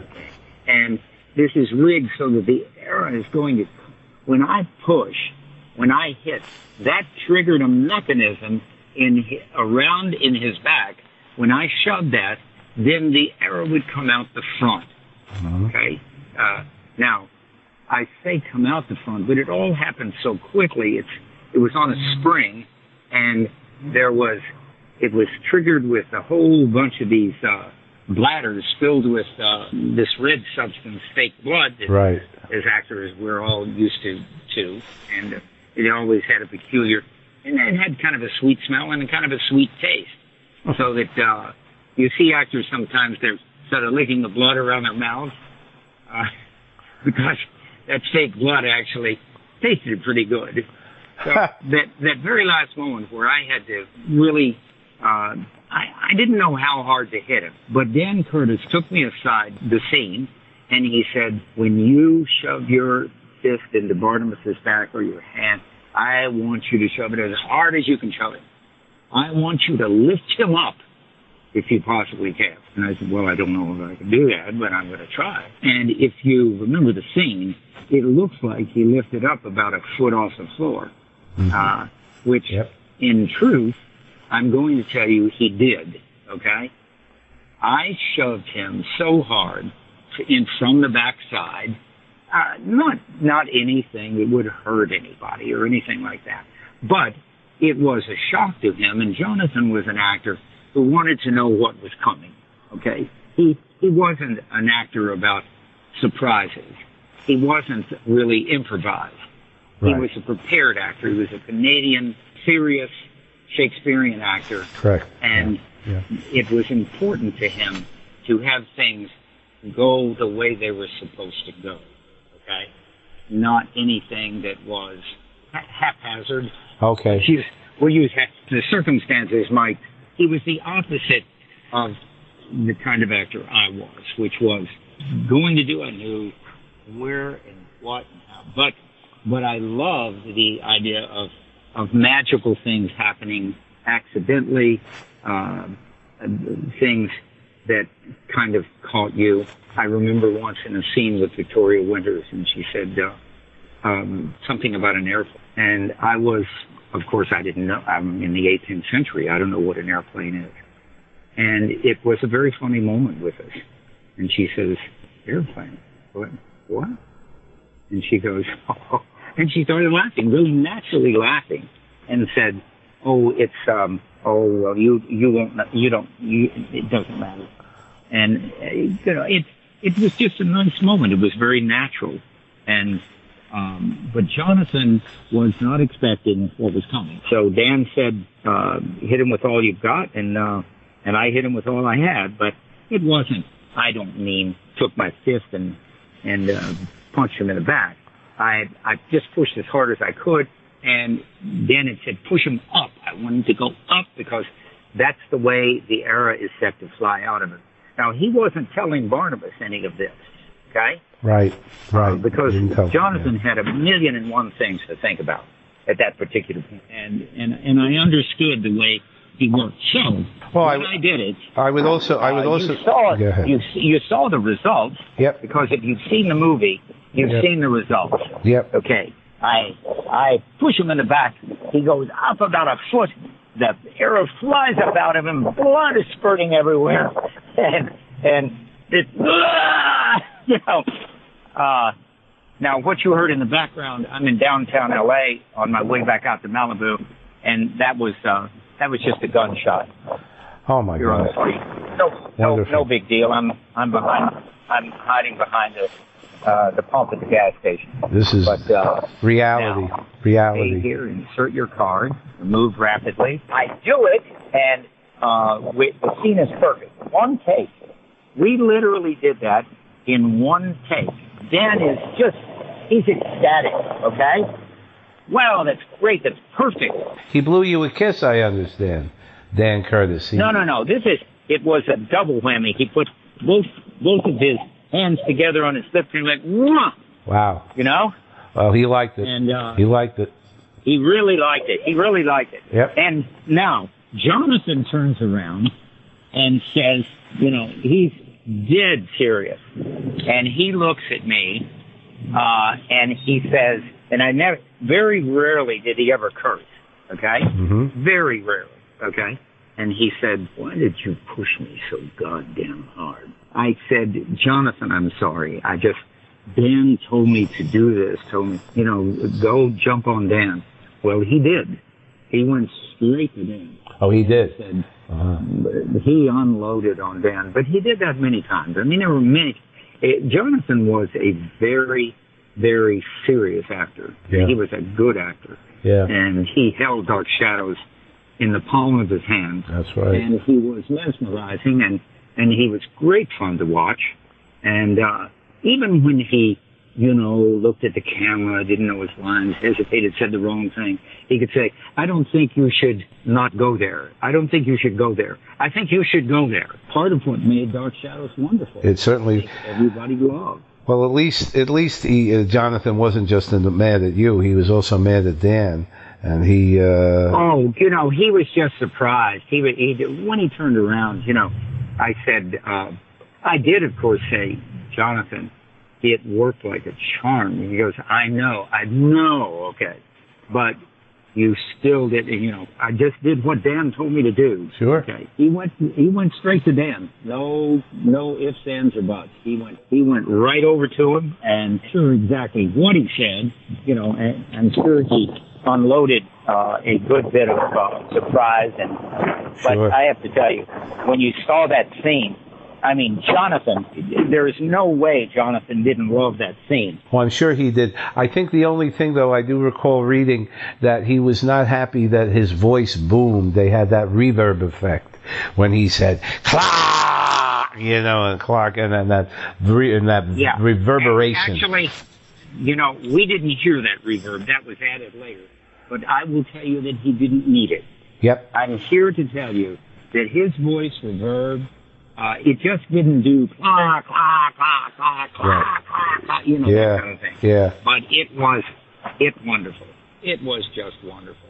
And it was a sustained claw, and it just filled the entire atrium of this enormous old mansion. And I tell you, it would stop you. Remember, that was just he had his hand out, and he was also putting me into a trance. Right. And it was sure easy to go into it. And then I came slowly down the steps, and he said a line that I've never forgotten. It was so wonderful. It was something, every wedding needs a witness clock, and you shall be witness to this one.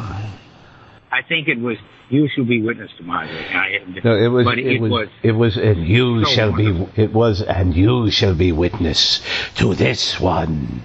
That kind of thing. Yeah. Yeah. And that's what made it really special, because when Jonathan was able to, you betrayed me, that kind of thing. Yeah. That was the essence of the Barnabas character, the man who felt betrayed, was betrayed, but was able to express it in such emotion. And the way Jonathan... You're so right that the Dark Shadows movie was wonderful because Barnabas, think about it, he knew his lines. He didn't have to worry. We rehearsed. It wasn't like we weren't under the pressure that we were in the day-to-day making of Dark Shadows. Yep. Very important, because later Jonathan came to visit me at my home in Kentucky, and he was staying at my hotel, and he was doing arsenic and old lace. And I invited him out to my house. Was on 200 acres, and it was about 15,000 square feet. It was quite a place. It had a maze bigger than in The Shining, and it had apple orchards. And I remember and it had nothing but candles in the living room and dining room. So we lighted the sconces, and that Jonathan, when we walked into the living room from the foyer, which had these two giant Palladian doors that went into the living room and dining room, he said, it was so cute, he said, shades of Dark Shadows. And I thought it was really funny. I told him how good I thought he was, because we went to see him in the show, and he was wonderful. He was wonderful because he knew all his lines. He didn't have to worry about, as soon as Jonathan would finish the show, he had to worry about all the next day's show. And so it was so much for him to think about. You may remember the party scene. That was the one where you're giving the claret cup to Kathryn Leigh Scott as Maggie, and everybody's socializing with each other. But wasn't I dressed?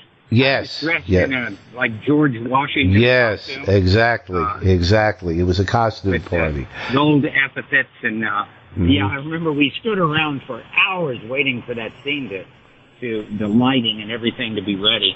The cameraman on that show was, I had worked for him a number of times out in Hollywood, and because remember when I did Dark Shadows, I'd already done 2 series and started to do another series, right? And then decided that I would go back to New York and get serious, go back and apply myself with stage work. And I had worked with Arthur, who was the cameraman before, and he was so good. He was only the cameraman on the House of Dark Shadows. He was not anything to do with the camera work at the studio. So there's a whole other look to the movie, which was extraordinary. And you were, boy, I'm trying to think if there were some. Yeah, I think, out in the solarium, there was a little bit of a blooper. There was, it was a very spooky scene. Caroline comes from around the corner, and, it really looked like that. That pool had been abandoned for many years, and it was exactly the way it was. That was not dressed at all. All we did as actors was walk in there, and I remember... I know that Caroline and David were in that scene, weren't they? Wasn't David playing with a ball or something? Yeah, I'm not sure. That might have been actually one of the deleted scenes from the movie. Oh, no, the ball. Oh, that, okay. I know what you're talking about. Yeah, the ball rolled. Karlen is a vampire. And he's in the solarium, and if I do this, Karlen isn't dead. That kind of, he's doing a sing-song thing, and he rolls the ball. Yes, and then she comes at him. He sees her, and it was actually a deleted scene because she had bared her fangs, and Dan Curtis wanted that out of the movie. All I remember was at the moment they got ready to do that, and it was a very critical moment of the scene. Mm-hmm. A big shard of glass fell down because the thing was glass, and it was a glass solarium where the pool was, and it scared the bejesus out of everybody.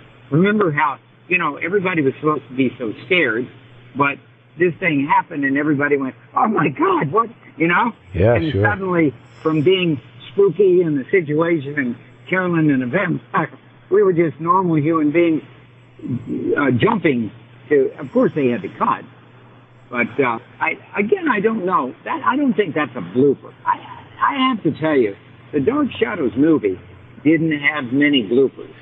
Which means it was well done. It didn't have bloopers like, you walk in and you pull the shade down and and the whole shade comes down. The shard thing is interesting because, that is something that happens just like that you can't anticipate. The movie itself was shot in surroundings that were so pristinely perfect for the milieu, for what we were doing, that it was really,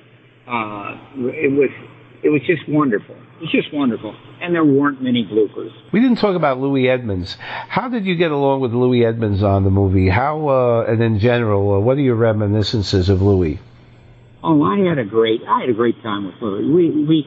He was a fun guy. He was always charming and always very up, and he was always Louis. A great moment I remember with Louis, and he was really on up in years and had that operation on his chin, and he had some great difficulties. But I had started a shirt company, and I gave him one of my shirts, and he was so touched. I mean, really touched. And it was a great feeling to give something to someone who really appreciated it. Louis was he almost seemed like he couldn't break the facade of Louis Edmund, in his role, right, as the patriarch. But he was terrific. The minute he wasn't acting, he was a fine guy who was enjoying it and appreciating just about everything that was going on, even the things that didn't go well. Although I have to say, nobody likes to be the brunt of the joke. Nobody likes it when they are, when it's a mistake that they might make. Nobody likes that, and it was hard for any of us when we really messed up. Yeah. And we all had those times. We all had them. As I recall in the movie, I think you had to actually stake Louis in the movie. That was the only time that Roger Collins ever became a vampire in the movie, if you remember that. You had that big fight with Thayer David in the, at St. Eustace Island, where you actually were struggling with each other and everything. Do you recall anything about either? Yes, down in the water. Yeah. We went a little more down into the water than Thayer wanted to go. Okay. I hope you didn't drown him.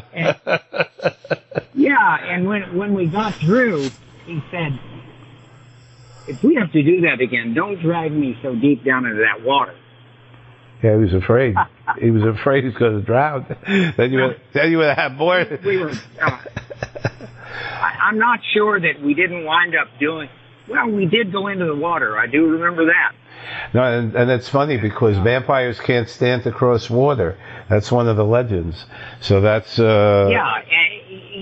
was so charming. He was just so charming. I just have to tell you that Thayer, he was very precise in terms of what he was expecting out of a scene, and if it didn't go right, so we never had any problem. We never had any problem. He knew that I knew what I was about, and he knew.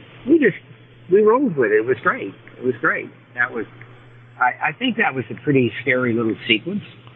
Oh, it was. What were your, Dan asked you to come back to do it, and what were your, what were your thoughts that first day? My memory is I didn't go back to Dark Shadows. I just did the movie. That's right. Okay. That's right. And I remember that I was then married to Jacqueline Smith, and we lived at 91st and Park, and we had a parlor floor, so we had giant windows that were like, I'm going to say, 6 feet wide and about 12 feet high. Wow. They were double windows, so they were 6 and 6. Okay. They had enormous ceilings. A limo came and picked me up. Of course, we can look out onto Park Avenue. Yep. And across the street was this wonderful church. And it was, I remember, my wife now, yes, her name was Jacqueline Smith to all of you on the show business, but her name was Jacqueline Ellen Smith, and I never called her anything but Ellen. So when I'm talking about Ellen, I'm just saying I'm talking about Jacqueline. No problem. So she was at the window, and she was sort of watching for them because I was getting ready, and she said she thought, I don't know what she thought was coming to pick me up, okay? But I remember her saying, "There's a great big limousine out front." And I said, "Oh my, well, that's pretty cool." And she said, "Well, look at this, my movie star husband." And she gave me a big kiss, and I was off to my first day of shooting the Dark Shadows movie. I don't think that I have a lot of memories about that first day. I really don't. I can't remember how much we did, what we did, where we did it, and any of those things. It was exciting. I remember the first thing we did was makeup was down, I believe, in the basement of I hope I'm not. I heard about that. No, I think you're right. I think you're right. I could be mixing this up. I did a movie called Ruby, and it's Piper Laurie and I remember that one. And Stuart Whitman and I starred in it. And I hope I'm not mixing up the basement makeup room for that with the basement makeup room for House of Dark Shadows. But I do remember, of course, the first place you go is makeup. Right. And we were all excited. We were, I think, one of the very first scenes that we did, and Dan had done, and it was a good idea that he had, because I think it was a scene around a table where we were all meeting around the table in this big, wonderful dining room. Do you remember the scene? The dinner where you were all at dinner and looking. Yes. Yeah, and I think though it seemed to me it was daytime. I think that was the scene that day. I think that was the scene. It sort of brought everybody together because we were all in it, except for Barnabas. I remember that. And there was a camaraderie, and there was just immense excitement that we were not on a soundstage on 53rd Street, but we were actually on location making this really, very Class A movie for MGM. And, it turned out to be one of the highest grossing films at MGM that year, if not the highest. That's absolutely. I heard some rumors that it was, in fact, the highest grossing. And it saved them from bankruptcy at that particular time, from what I understand. Yes, now I didn't know that, but I did certainly know that it was a very high-grossing film. But we, of course, didn't know it was going to be a high-grossing film. It's just that everything. We had a great script. It really was a really good script. And I was excited by that. And Dan had sent it to me to read. And I thought it was wonderful. And I had agents who didn't want me to do that. And I said, no, I read the script. And it's a terrific script. And I owe Dan Curtis. And I really can't be talked out of this. I'm going to do it. Mm-hmm. And I'm so happy I did do it. So happy I did do it. Wish I'd pushed my weight around and got a little better billing. Yeah. Well, it's always Monday morning. I never even thought about it. We were the Dark Shadows gang. Mm-hmm. You didn't really think about billing. Yeah. That was, but. Well, 50 years later, and you're still getting some billing, Roger, of a different sort, So. Well, there's always. It's like I used to hear Marlon Brando in these interviews. They would say, "What is it like to be such a great actor?" He goes, "You're acting right now. We're all acting. Every day we act. We act all day long. We tell lies. We fake it. We pretend that something's funny when it isn't. We pretend to be surprised when we're not. Yep. Life is just, what is it but acting? All you have to do is just be yourself and do the same stuff you do all day long everywhere." That's wise. That's just very wise. Let's go to the last day. What do you remember about that? The last day, I remember being very, this was it for me for Dark Shadows. Yeah. This was it, I was going to go home that day and Dark Shadows was over for me. And so I had this big rush of being able to do the movie, and then this huge letdown because I'm driving, I'm being driven home in a limo. And it was, I know that it was the evening for sure, and Ellen and I were going out for dinner. Right. And I think she was in the lobby, and so when we came and pulled up in the lobby, she came out to the car, I remember, but I'm not so sure that anybody was still in the car with me. I think they had taken everybody else home. because I was was way up on the Upper East Side, and I think they had gotten off, down closer to the studio or something. I don't know.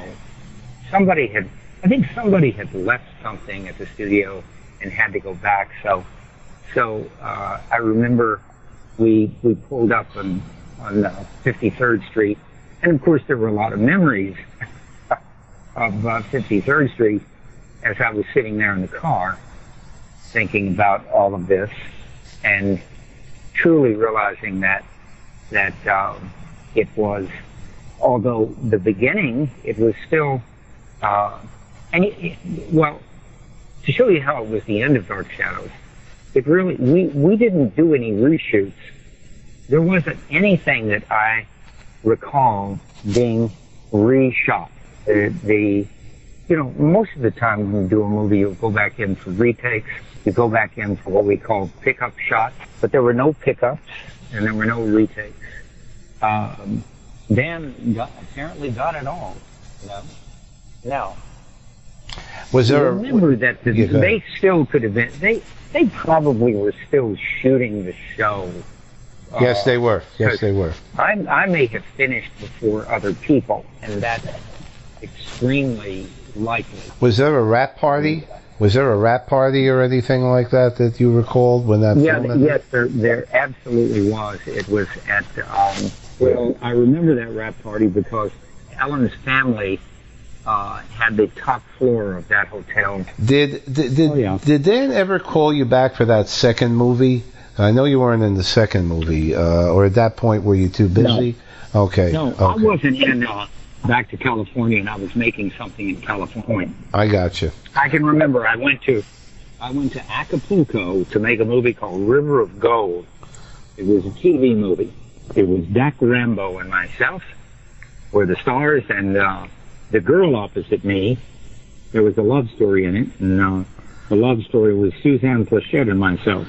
I remember we got down on the beach in Acapulco, and she's telling everybody, she's saying, God, here I am, co-starring with Roger Davis, who was just a kid at Warner Brothers when Troy and I were married.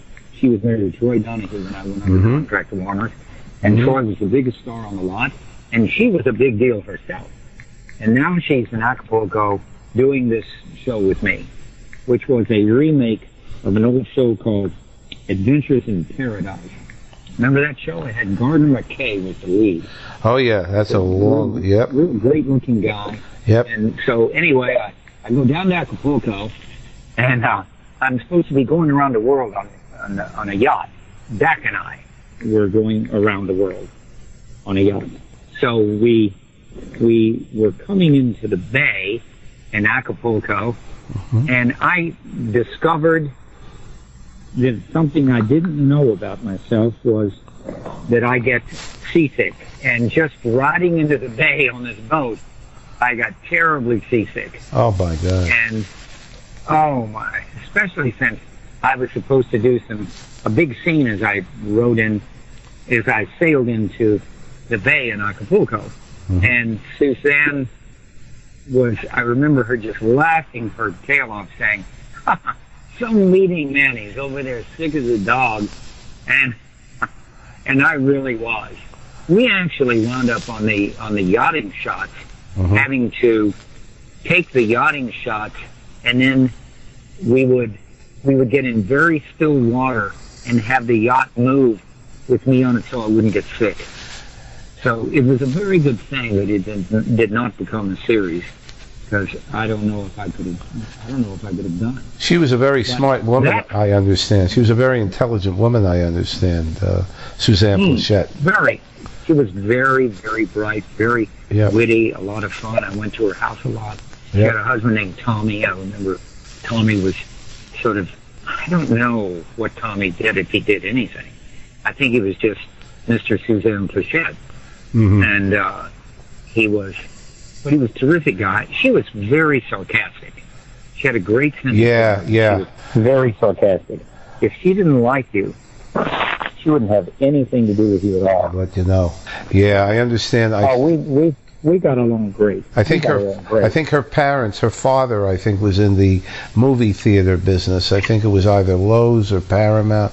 I don't remember, but she came out of that. She was from the city. I mean, New York. Yes, so I think it was either Lowe's or Paramount. I'm not sure. She was very sophisticated kind of person. We, of course, on behalf of the Literary License Podcast, we do want to thank Roger for helping us out today with his reminiscences on House of Dark Shadows. You will be hearing bigger interview with us later on in the podcast season, so be sure to keep tuning in and wait for that. And Raj, would you like to say goodbye to the fans before we sign off? Yes, absolutely. Listen, thank you all so much for both. Thank you for your loyalty, for all of the good times that we've had at conventions. Thank you for watching and enjoying and appreciating the show. And just know that whatever you hear and whatever things are written, just remember that everybody has his own perspective on things, but we all worked hard. We all tried to make the show great. I had fun with every part I played, whether it was Peter Bradford or Jeff Clark or Ned Stewart or Charles Delaware Tate, or the ghost of Charles Delaware Tate, or finally my vampire. I finally got to play the vampire. That was great. I finally got to be a bad guy. So that was my Dirk Wilkins. That's right. That's right. And all of it was just a blast. Really a blast. So thank you, and I hope we get to see each other's, before it's over. It's never over until it's over, and it isn't over yet. Take care of yourselves, and until next time. Hello? What's your favorite scary movie? I have a bunch of favorite movies. I watch them all on Shudder.com for only $4.99 a month. That's a scary low price. But if I had to pick a favorite, it'd probably be Scream. Oh. Yeah, it's the only streaming service that lets me watch hundreds of horror movies on demand. I'll be right back. Hello? Hello? Hello, are you gonna subscribe? Hello? Go to Shudder.com to subscribe. If you dare. Hello, welcome back to the Literary License Podcast, and now we're going to be discussing the Trilogy of Terror, the 1975. But before, we'd like to thank Roger Davis for his interview, and Tom, I believe we have an additional person we need to thank for that interview. Absolutely. Don Capone, one of my voiceover friends, really helped out on this one. The interview was done very graciously. Roger was driving in the car, going from one errand to another while we did this interview, and he was on the highway actually for part of it. And so there were technical problems with some of the recording aspects, and Don Capone, C-A-P-O-N-E, graciously cleaned all this stuff up. And the result is really, really striking. And I want to not only thank him, but if there are any casting directors out there, or any voiceover people who could use Don's services, he is at www.doncapone.com, doncapone.com, all smaller case letters, if his services are ever desired. Thank you once again, Don. Great help for us. And of course, if you're a member of our subscribing list for our newsletter, we'll put all those details in our newsletter, and they will be in our show notes, which will be available on Podbean, iTunes, YouTube, etc. So this brings us to Trilogy of Terror, the 1975 American-made for television anthology horror film, which was directed by Dan Curtis and was starring Karen Black. It features 3 segments, each based on unrelated short stories by Richard Matheson, who you probably know from writing episodes for Twilight Zone. He was also a novelist, and he also wrote a series of well-made films. The first follows a college professor who seeks vengeance over her date rape. The second is about twin sisters who have a bizarre relationship. And the third focuses on a woman terrorized by a Zuni fetish doll in her apartment. Black stars in all 3 segments and plays dual roles in the second. The film was first aired on the ABC Movie of the Week on March 4th, 1975. Black initially turned down the project, but reconsidered when her then-husband, Robert Burton, was cast in the first segment, Julia. The television film has had a sequel called Trilogy of Terror 2, which was written and also directed by Dan Curtis, and this was released in 1996. So, John, do you have anything about the making of Trilogy of Terror, the 1975 made-for-television film? Nothing that much. I mean, for me, it's like I was even trying to look up notes. There's not too many notes on the making of this. I think it's actually interesting. I never realized it was a made-for-TV type movie, which is fascinating to me because I saw this when I was like probably too young, 13 or 14. Mm-hmm. My brothers were like, oh, we're gonna watch this Trilogy of Terror, which was on Beta or VHS, one of them. So I find that fascinating, especially it's ABC, which is again very fascinating. Well, you have to have a little bit of background on what was going on because ABC was traditionally the third-rated network at the time. Eventually, they became number one when they had Happy Days and Laverne and Shirley and Charlie's Angels and stuff like that on there. Yeah.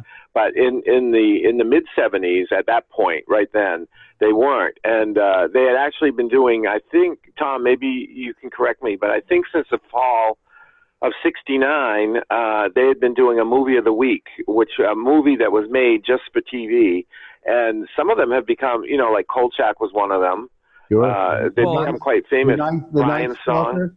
I was going to say, Sybil was on NBC too, so I guess that time there was like an insurgence of sort of. Well, they also did Sybil, they did really good horror ABC movie of the week. They did like The Initiation of Sarah. And Satan's School for Girls. They had that in there, and they had. Is that the one that had Jonathan Frid as a mute butler? Yeah. Daughters of Satan, a daughter of the devil, or something like that. Was it To the Devil a Daughter? Now I'm not remembering. No, that's Hammer Films. That's Hammer. That's a Hammer Films. I think you're absolutely right.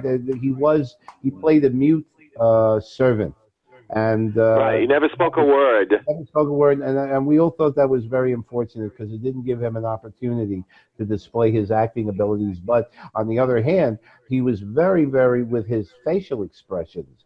He was very, very emotive, and that just goes to show you what a consummate actor he was. Is that he didn't have to actually speak, although it was wonderful.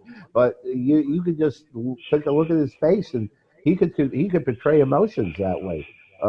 It was very good. So ABC had a history of showing made-for-TV horror films.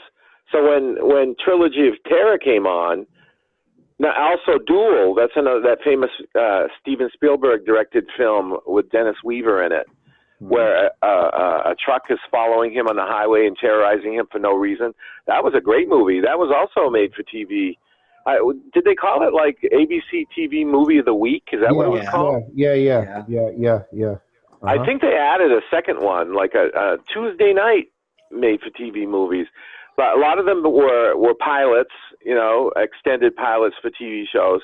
So when Trilogy of Terror came along, it kind of just fit in with everything else. There was nothing special about it in the sense that they didn't say, you've got to definitely watch this because the third part is the scariest. They never said that. Well, everybody discovered it on their own. Well, remember also, and we had touched on this, that the Night Stalker had the highest. That was 1972, and that had the highest rating of TV movies up to that particular point. And again, kind of focusing, I guess everybody remembered Dark Shadows, and that was a marvelous thing. The Night Strangler, and between those two films. And a couple of others, The Darkness That Blazed In and so forth. I don't know when The Turn of the Screw was made. That might have been later. But that was done for late at night. That was like ABC's World of Entertainment or something. They didn't have a talk show at 11:30, so they'd show these made-for-TV movies. Then Came the Darkness. I think that was one of them. Right. So it had Pamela Franklin in it, I think. So I think there was certainly enough of a. Curtis had enough of a following, so they gambled on Trilogy of Terror. And I will tell you one story that Roger Davis told me, that Curtis was very enamored with Karen Black, her acting, the way she came off on screen, and Curtis really wanted her for that movie. And so that was probably, and that may have contributed. And I think, of course, you're going to discuss that, Keith, and you guys take the lead, because Trilogy of Terror is I'm more of the Dark Shadows now. But I remember watching Trilogy of Terror when I was a kid, and her performance, especially in the last one, I think it was Amelia, was really quite riveting. Yeah. And obviously we'll go into this more, but the little Zuni doll, and I remember reading something about the fact that Curtis really did a great job of structuring the way that doll, the way that doll moved through the room so fast. That was done with some kind of movie technique, and it was extremely effective. And that, of course, contributed to the success of that second. Yeah, I can see why that would.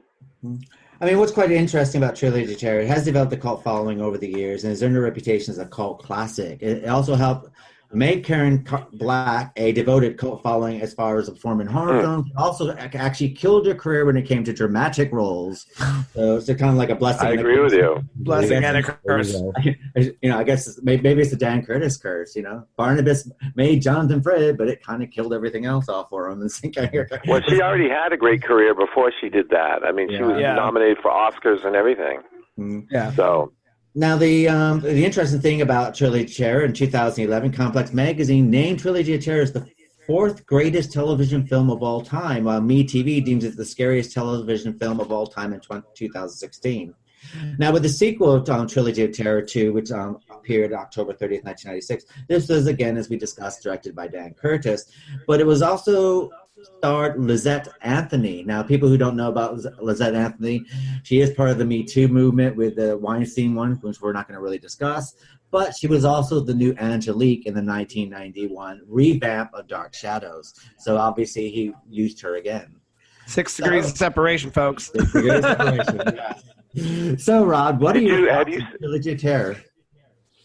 Well, I didn't watch Trilogy of Terror when it first came on because I had found that some of those, most of the TV movies, the horror movies, were pretty anemic. To me, the scariest one that I ever saw was called Don't Be Afraid of the Dark, that had Kim Darby in it and Jim Hutton, which is Timothy Hutton's father. And that was really spooky. That was eerie to the point where I didn't dare go upstairs unless I had the light on because who knows where these creatures are lying or waiting to jump out at you. So I did not watch Trilogy of Terror when it was first on, but when it was repeated, by then, of course, I had read and heard about the Zuni warrior one, so I wanted to watch that. And the first 2 stories, I don't even remember the one about the date rape thing, and the thing about the identical twins. They were just as far. It was almost like a mini Sybil. There's the sexy broad, and then there's the prim and proper broad, and the big shocker is, well, I'm not going to spoil it for anybody, but the shocker you could see coming the first time you saw Karen Black. Yeah. You just could figure it out that something like this was going to happen. I think James Storm was in that episode, wasn't he? Yes, he was. Yes. I think in the first one.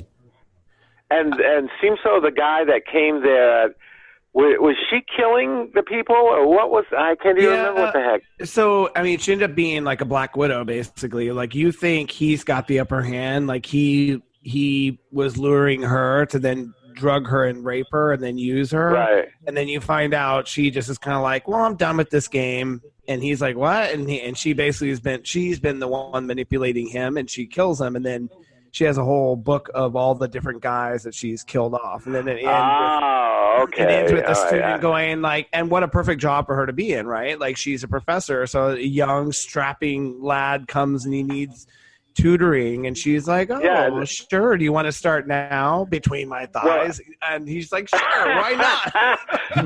I seem to remember that guy that came in at the end was a well-known person.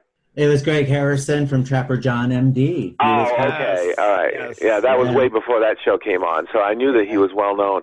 So anyway, when I watched the Zuni Warrior one, I liked the background where, I mean, they actually gave some background about her mother. You know, she obviously didn't get along well with her mother. She wanted to. Her mother was, you know, one of these demanding women, nagging and whatever. And she said, I don't know why she said, did she say, I bought this for you?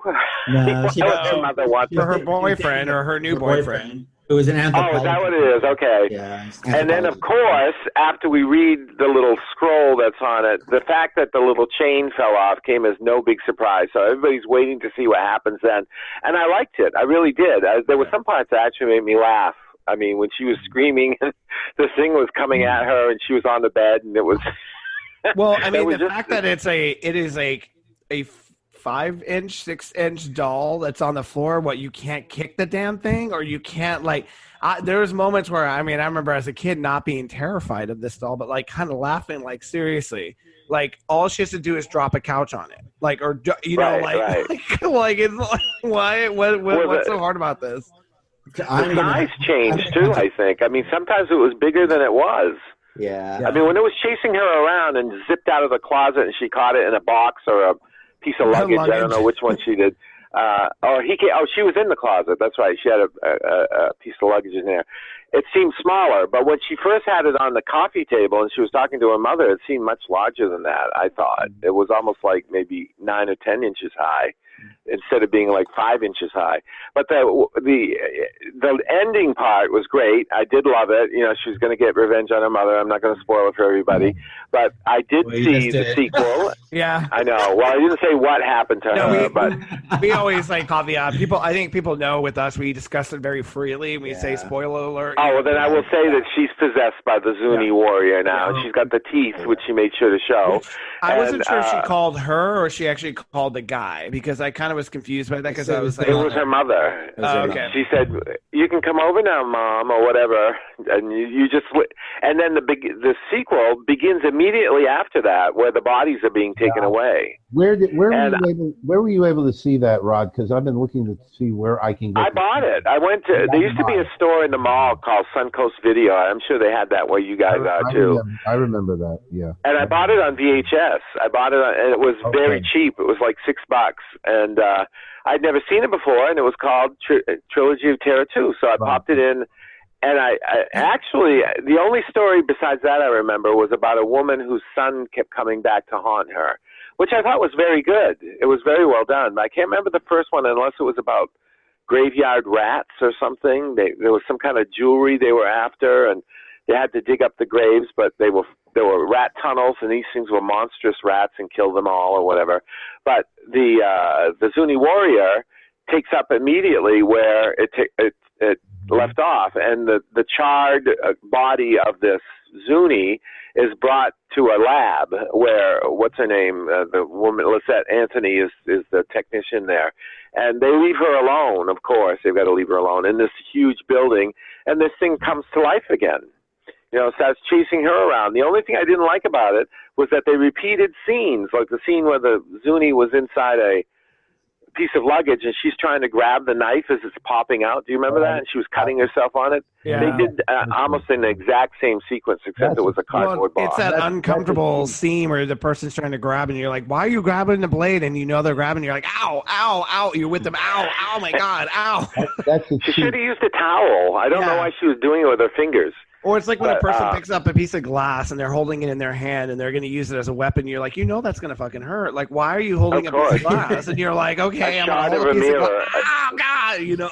Yeah, it's always a shard of a mirror that you must use in force to push down while it digs into your palm on two sides. I mean, that doesn't make any sense to me. But it is that because we all relate to that. We're all like, God, I would never, would I do that? Oh, my God, I don't know. Oh, that has to hurt you. When they're doing it, you're hurting with them. You're kind of like, ooh, ow, ooh, you know. That's why you carry I actually thought that the sequel was good. It was well done. It was all directed by Dan Curtis. The whole thing was directed by Dan Curtis again. And you know, by that point, he'd already done his big epics. So it was kind of a great homage to his to the kind of closing of it. I mean, I was funny because the first time I saw Trilogy of Terror, I must have skimmed over the first two because all I remember was that damn doll. So when I rewatched it again a couple days ago, I was like, oh my God, I literally don't remember these first two. Like, did I just black out? Because I thought the first one was good. I thought it was interesting. It was an interesting twist where I'm like, oh, okay, so that. The second one was was Sybil basically. It was predictable in the sense like I was like, oh, I think I know what's going to happen. Oh, and the big twist, bum bum bum. Punky Brewster's dad takes a wig off, and she was one person. Like, yeah, she was one person. Oh, what a shocker! Oh, okay. And then I was like, well, and then when I rewatched Amelia, I thought this is still as good as the first time I saw it. It's still there's something about it that just was fun. The one thing that I did notice this time around is when she's like so excited to see the guy, and then she goes and she calls her mom, and she's trying to rationalize with her mother, like, but mother, it's one night, and I'm going, I'll come see you, whatever. She goes in the shower and she comes out and she's like, I have to cancel my date. I'm like, what happened in the shower, girl? What did you just have some sort of weird epiphany that you can't go on this date with your man? Like, what happened? And so then she kind of cancels the date, but then I realized she needed to do that in order to have things transpire in the home. Well, I think also, now, correct me if I'm wrong, but apparently a blooper actually made it into the first film on Amelia, where when the Zuni doll bites her neck, you can actually see the blood tube, where apparently the blood is pouring out of a blood tube. So I don't know that actually, but when I read about that, I said, oh, Shades of Dark Shadows. With all the, they have. I was much too mesmerized by her Brady Bunch kitchen that she had. It was decorated in early 70s. I agree. Yeah. And then she's like taking her. First of all, then she's like, she's taking her meat out and she's all cooking it. She's like, I'm like, aren't you supposed to see your mother? Like, what the fuck are you cooking for? I know, what are you cooking right now? I'm like, what the hell? I have to sit there and say that with these three films, of course, anytime they have a anthology film, which is what this is, you always have a strong story and a couple lesser ones. Weak ones, yeah. And I have to sit there and say, rewatching it this time and casting it with a millennial eye on it now from the first time, Julia, the first story, I actually do like. I think it's well acted. It's very well. It works within the confines of the story. The twist comes at a bit of a surprise that you think that, especially when you're part of this whole Me Too generation that we have at the moment and the objectified of women. I think it works very well in today's kind of setting where you have the whole date rape thing, and you think that he's abusing his situation where he's like, come over, I got a bunch of friends, I'm going to meet you. I mean, he's whoring her out. And this whole story is like unfolding to you. And of course, it is a 1970s TV movie. So, it leads, you have to use your imagination and you have to put story fragments together, not like today where everything would be spelled out for you. I mean, if it was made today, basically, she would be at wherever he took her to and everybody would be having their turn with her in full frontal magnificence of, soft form. But because it's 1970s, we're led to this thing and that he's leading her along, and you're kind of watching this going, this is kind of very uncomfortable if you look at the situation and if you apply the situation to today. Well, also, go ahead. Correct me. Go ahead. It's very uncomfortable, and you're kind of watching it. But then when the tables turn, you're kind of going, oh my God. And then the thing is that it does have a slight twist of a supernatural hint to it, that she actually put this information into his brain, and that basically, and then you find out that, this is one of a long series of she's commits. Well, I wasn't sure if it was supernatural or because weren't they studying psychology? So was it a subliminal, like she put this in his head? Like, well, no, she was an English teacher because in the English teacher she was talking about the triangle of fiction, where you have Hemingway at the bottom and then you have Faulkner on the right and so on and so forth. Okay. So she's not. So do you think she was like a witch or something? Like, because that's what I. Well, she sat there and said that she put the thought into his head, that every feeling that he had is a feeling that came from her. And she was fine with you when she let you think that you were in demand. If the guy was, and she played along with that game until she got bored. And then she became like the Black Widow, where she would kill and kill the mate and move on to the next one. Well, I think it should be mentioned that William F. Nolan did the teleplay for the first two segments. Richard Matheson did Amelia. Richard Matheson didn't want to do the first two segments. I have no idea why. And it may have had something to do with the quality of the writing, where Amelia is the segment the Trilogy of Terror is remembered for, and the other two are like, oh, okay, those are like fillers, that kind of thing. Well, I have to sit there and say that the first two, though they are based on Richard Matheson's short stories, they do feel kind of like rejects of Night Gallery. Yeah. At the time. Okay. At the time, Richard Matheson was working with Rod Serling on Night Gallery, which was, I think, at NBC at that time.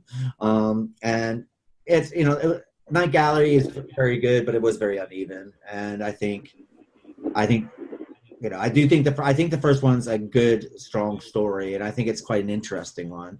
The second one, unfortunately, I think the Millicent and Therese storyline, I do think that it's well filmed. I think it plays out very well.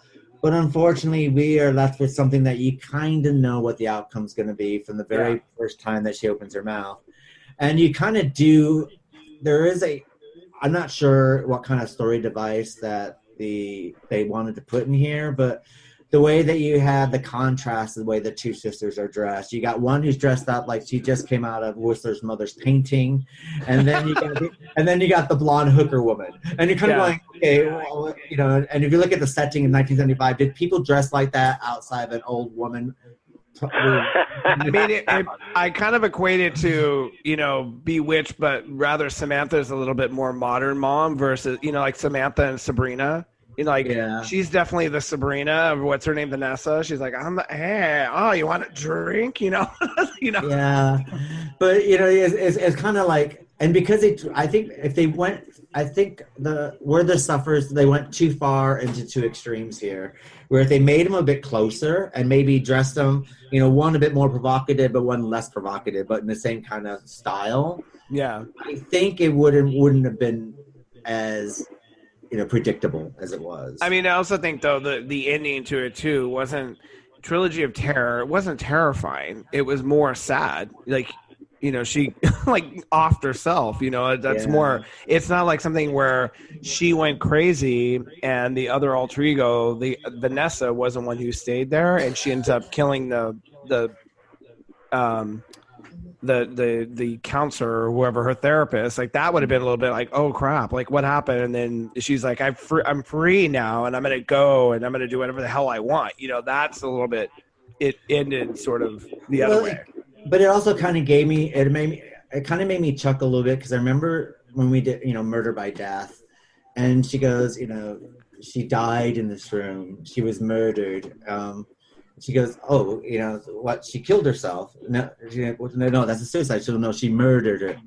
She was murdered because she hated herself, and it kind of had that kind of feeling. It's like, yeah, okay. Exactly, yeah. It's like, oh, and it's like, how did she kill herself? Because that's fun. It's like, she's putting everything together, so she's gonna put the voodoo doll in. So I think if they showed the whole ritual of her killing herself, might have been more interesting, maybe. Because because the thing is, she's dressed up as a hooker gear. So that means when she's up in her hooker gear, I'm going to call it hooker gear because of what she's wearing, and those white high heels that she's wearing are atrocious. They're the most ugliest shoes I've ever seen.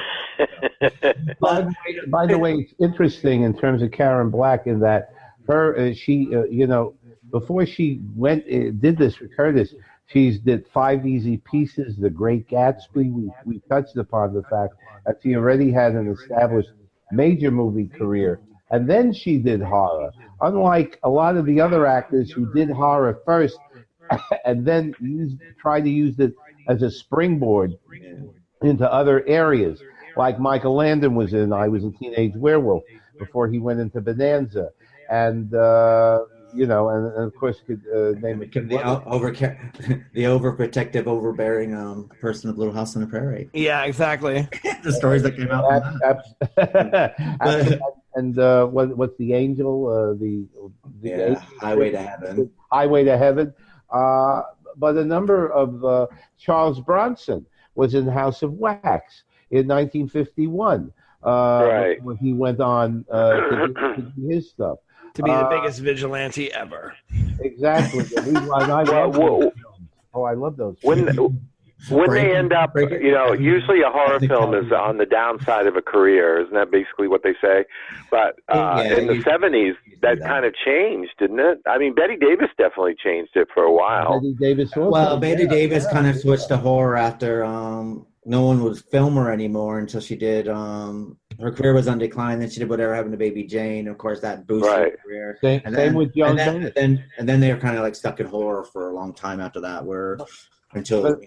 But my point is that it's usually that they start out in horror and then they try to branch out. So here was the case. Karen Black already had some major films, and so I think she really took a risk by going into horror. Yeah. But I think Dan Curtis wooed her literally into playing the role. Well, imagine being able to play not one, not two, not three, but 4 characters and 4 very different, distinctive characters. So, and maybe the teacher was a little bit like the studious side of her second persona in the second one, but for the most part, she got to play 4 very fun, different characters. Yeah, the whole movie was around her. She was the main character in everything, and she thought that's a big appeal.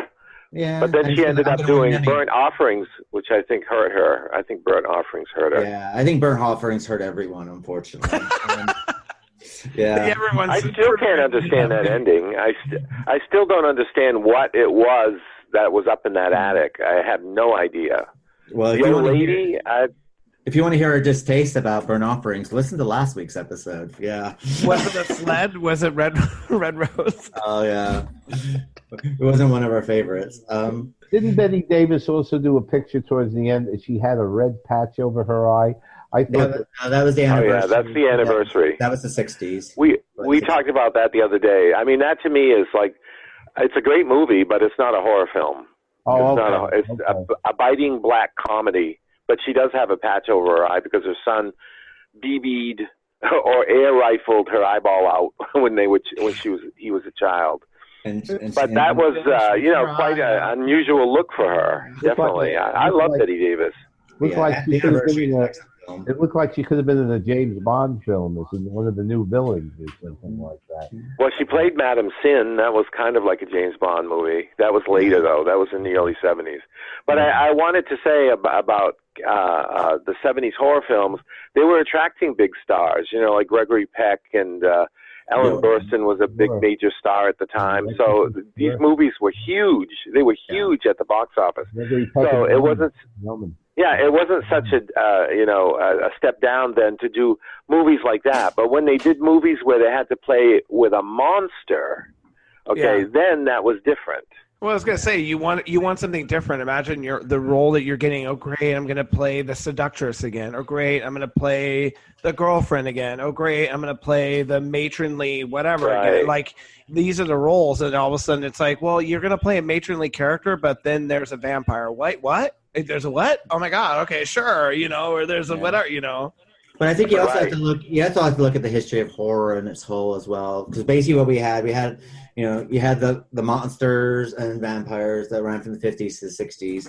By the 70s, all of a sudden, and then this is mainly from the start of Rosemary's Baby, all of a sudden that horror is something that is actually real and it's actually coming to your home. And it's actually, I think that movie started it. That was a quality production all the way. Yeah, but then that's when we did come out with The Exorcist, because Exorcist could happen to you. The Omen can happen to you. These things happen. So we were kind of leaving these mythical creatures to the back end, and in the foreground we're coming up with this new kind of horror. And then we also got to remember that we also have the birth of the drive-in horror films that were cutting edge. Around 1975, we also got Texas Chainsaw Massacre happening at this time. Yep. We had Last House on the Left, these hardcore, edgy things where it's normal everyday person getting caught up in this horrific thing that this can happen to you.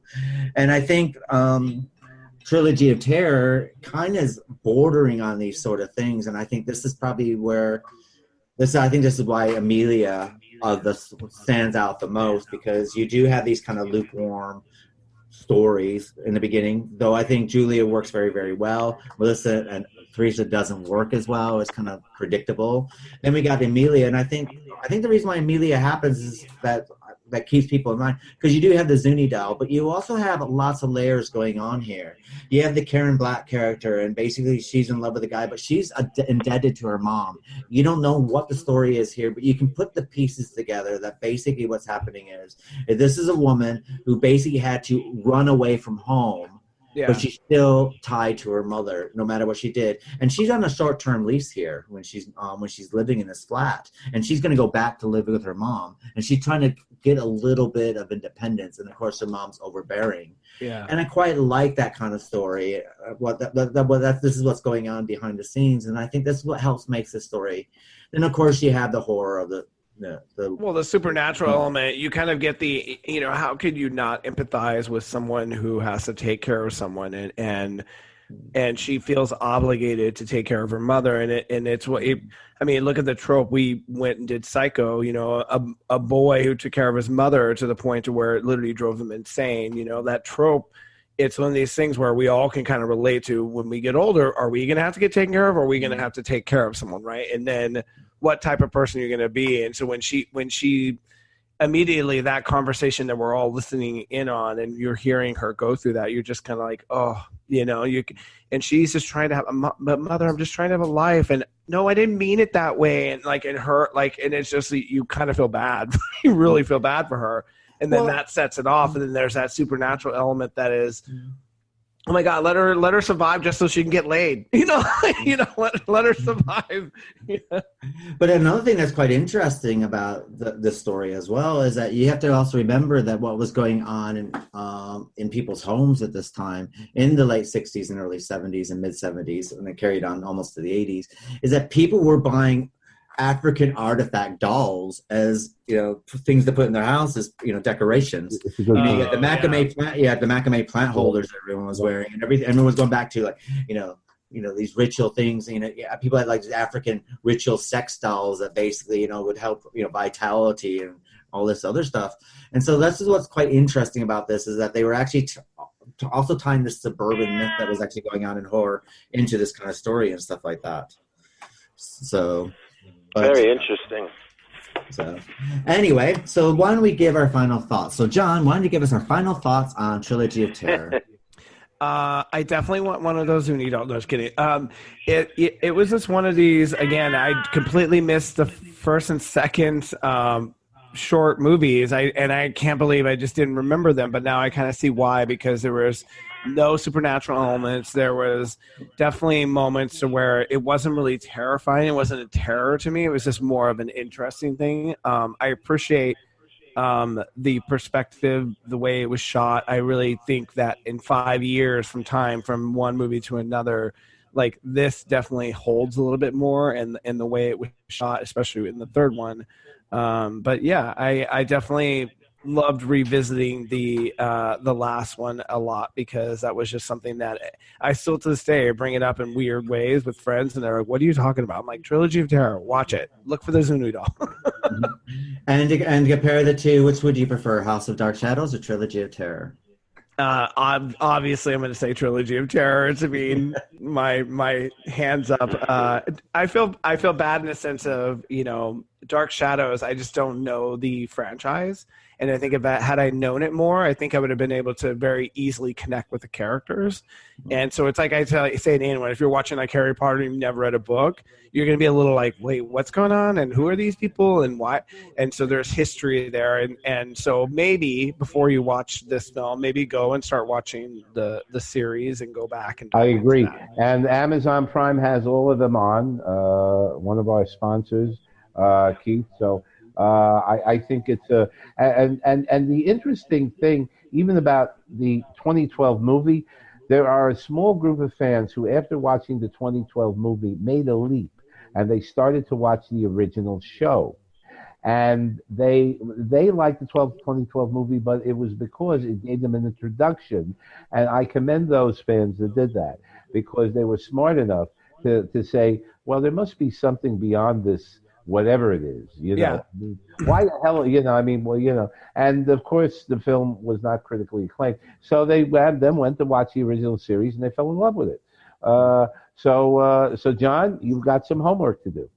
But, a lot of homework to do. I mean, I pretty much will be, by the time I finish watching this series, I think I'll be the age of Barnabas, like real age of Barnabas. Hopefully not. You also have to.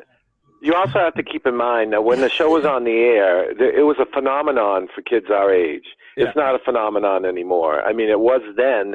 Everybody was talking about Dark Shadows. And Well, I think it's you'd also see- because you had to get home and watch it, right? And now you can DVR and binge watch. So your watching habits have changed. So you can wait to watch something. Whereas when I remember as a kid, I would run home because I'm like, oh my God, I got to watch a show, and it's not because you couldn't record it, so you missed it if you didn't watch it. Yeah, you couldn't record it. You couldn't even change the channel unless you got up and actually cranked the dial. But this whole thing about I ran home to watch Dark Shadows, now I could never understand that because I started in what they used to call junior high in the 8th grade, and I got home at 2. I got out of school at 2:30, so I got home at 3, and Dark Shadows didn't start till either 3:30 or 4 o'clock. So I had plenty of time. I could never understand these kids. They would have had to get out of school somewhere close to 4 o'clock in the afternoon to claim they ran home. I think that's kind of a fallacy. Did you run home, Tom? When it started, I was in junior high school, and it was on at 3:30 before One Life to Live took the spot. So I was able to watch it back. But then when I went into high school, and I actually went to a high school where I got out at 4 o'clock, and I didn't get home till 20 after 4. So at that point, at that point, I was so pissed. At that point, Dark Shadows was on at 4 o'clock. I would catch the last 10 minutes of the episode. I actually went to a cousin of mine at the time, and I asked him to do me a favor and summarize the episodes for me because he was watching it, and he said, "Sure, $5 an episode." And And basically, if it is like a soap opera, not much has happened. Like pretty much, usually things don't move that fast. And Dark Shadows, there is a couple years there where their storylines are turning extremely fast. Oh, okay, then that's good because I mean, I look at some soap operas now. I'll go back to like watch, General Hospital. I'm like, oh, these people are still in the same. They're still in the house. They're still locked and being held hostage. Yep, it's been 3 months. Let's see if we can wrap this up. Yeah, no, the soap opera went through a major overhaul, I think about 1968, 69, and the storylines are going, it's like you missed 2 episodes, you're kind of like lost. It started moving very well. fast. 1897 did that. 1897 was patterned after 1795, but they threw everything in but the kitchen sink, and it lasted for 8 months. That's a long time for a storyline to last. And in the end, the whole reason why he went to the past, Barnabas, was to find out why Quentin was possessing the children, and I don't think it was ever even revealed. Was it revealed? Well, that's often what happens. I mean, you get these horrible storylines where you're watching something and you're waiting for the big payoff, and you're like, you were more invested in the relationships that were built from that than like Everyone Days did that with this horrible storyline with the Demira's adopted kids where the mother was like a woman in white, and they played this whole thing out for months, right? And basically they play it out and they kill her off within like 2 episodes. I'm like, what the hell was that for? Why did you bring this character in just to kill them off? And it was like, oh, because it was a relationship more about the Blakes, who are now the Demiras, who are acting like him and being mean and cruel, and it was more about becoming Demiras and about them being the Blakes and their mother, what happened. It was more about that than it was about the storyline. I remember being pissed, being like, what the hell? Well, if it makes you feel any better, and of course, Jonathan loved to tell the story, it got so complicated during the 1897 plot that the writers didn't remember what they were doing, and they went out to the fans on the street who hung around the studio and asked them the questions, and the fans had the answer. So the fans actually helped the writers to remember what the heck was going on. That's how big it got. That's how big. So Tom, what's your final thoughts on Trilogy of Terror?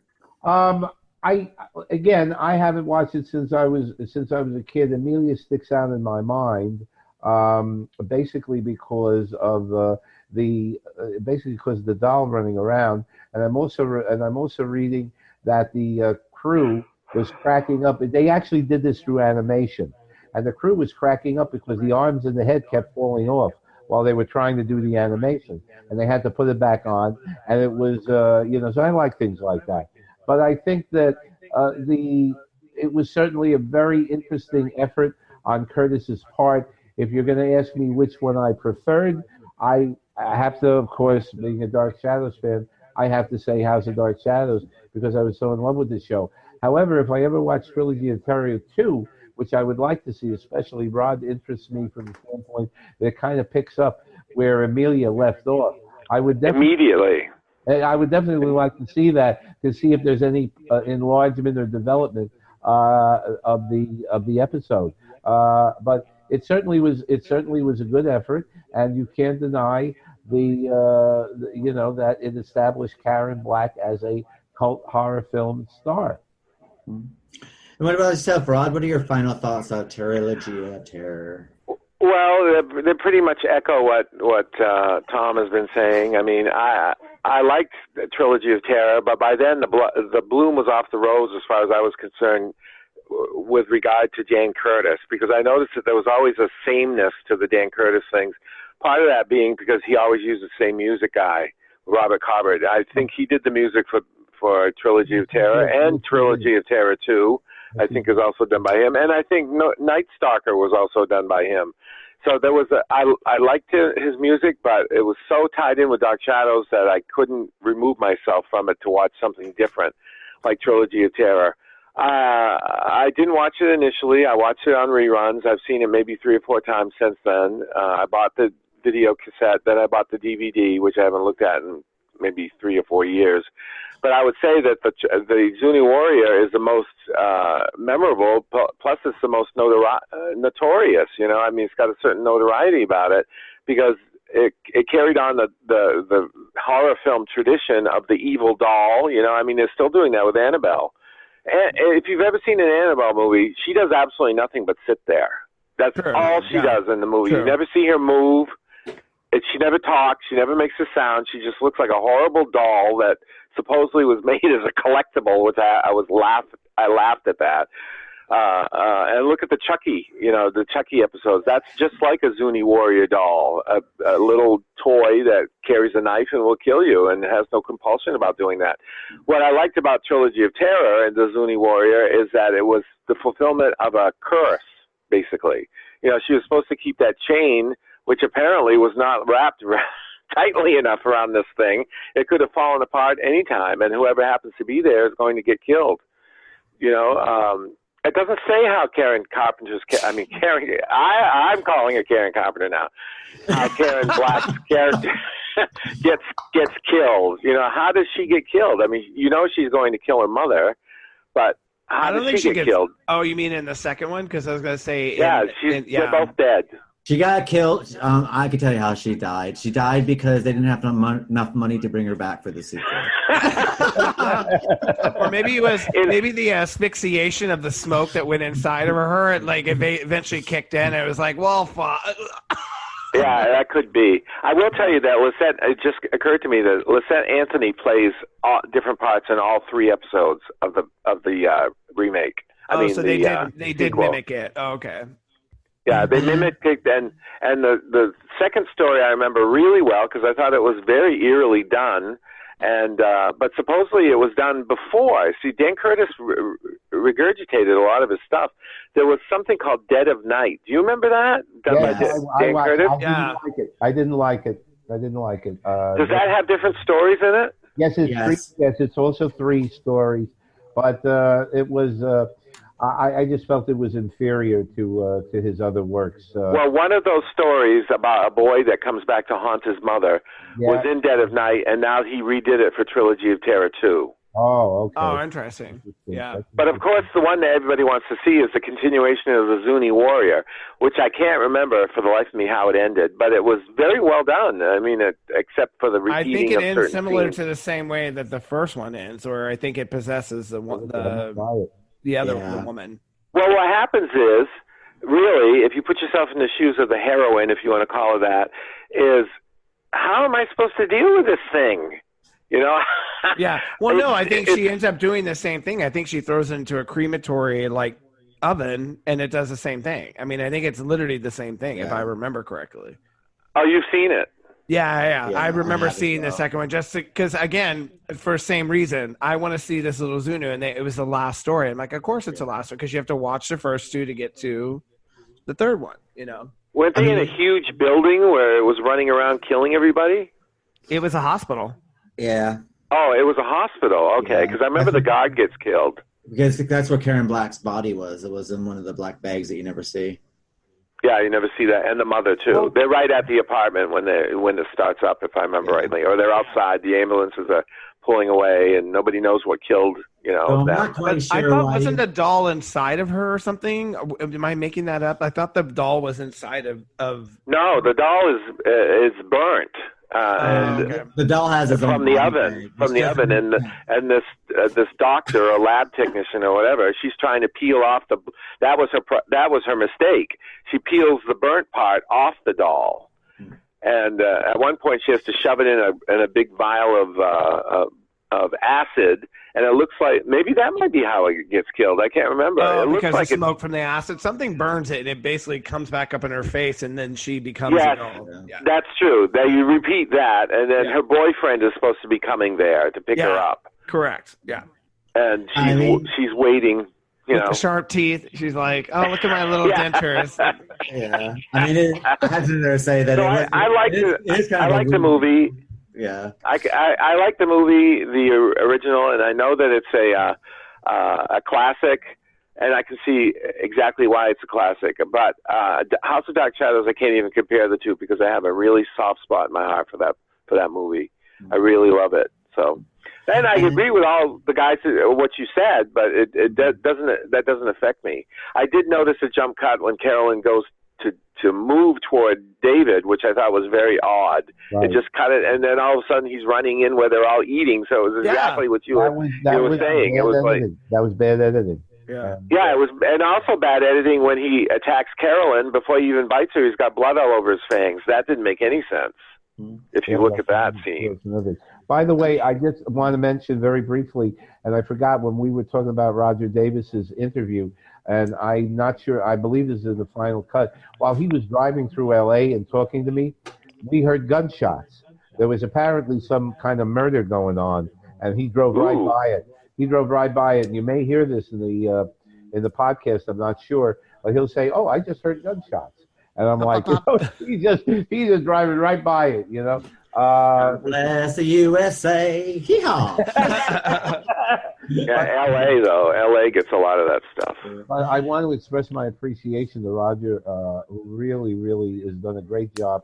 And we did a more extended interview with him, which will be, of course, later on in the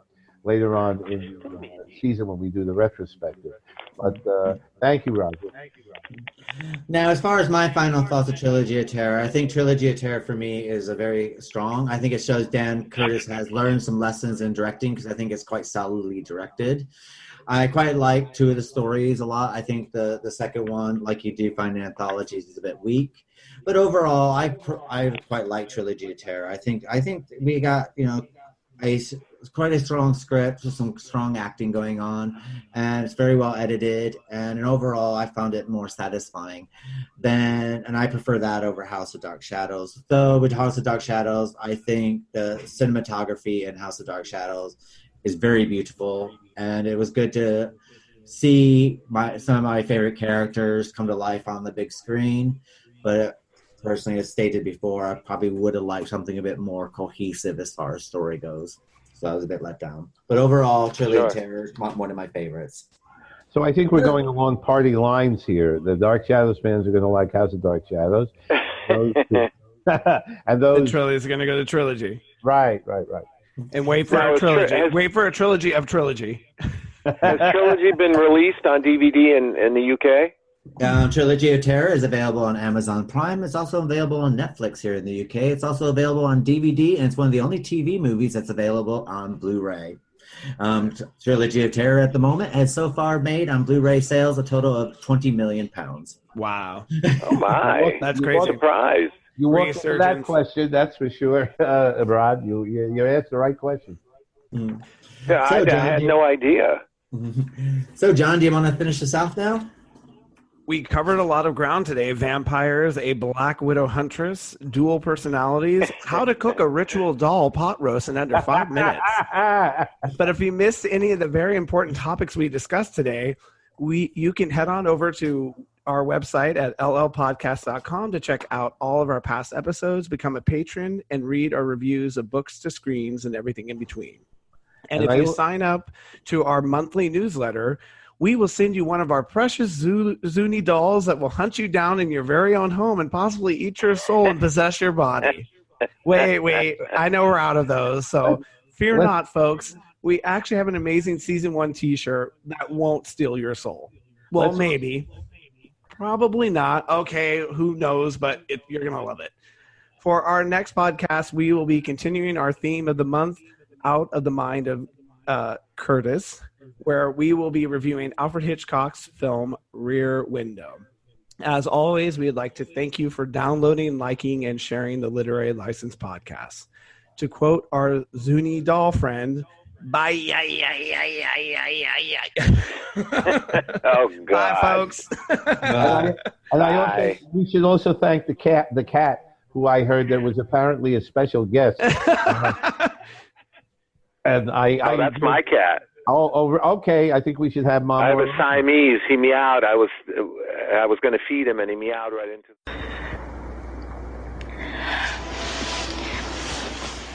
Mother, you should see what I'm getting him for his birthday. It's a genuine Zuni fetish doll.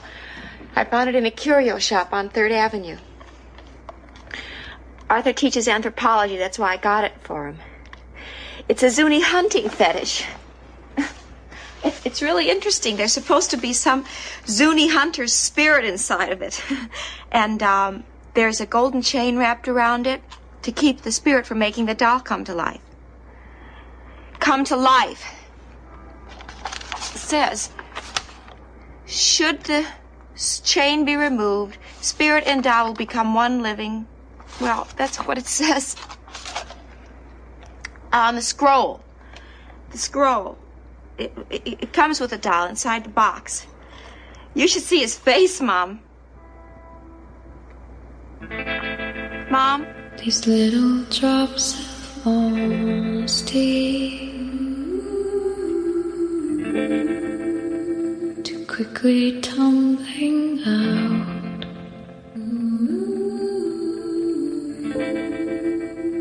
And in the dark you think of me. Search for me in her mouth.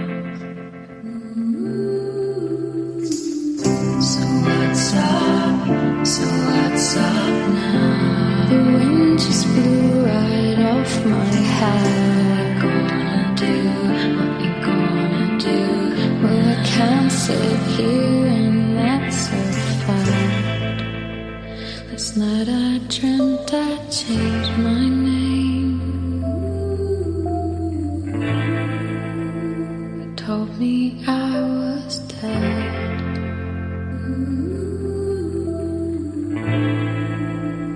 But I was Jesus in your veins. At least that's what they said. So what's up now? You lost your mind.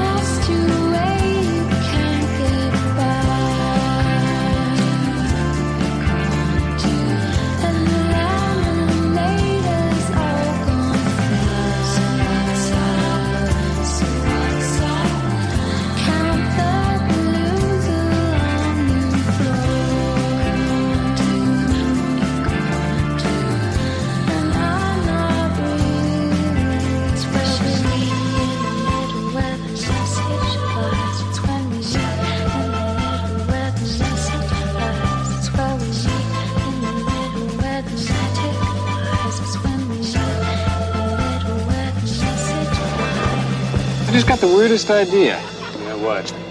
I wonder what she looks like under all those clothes.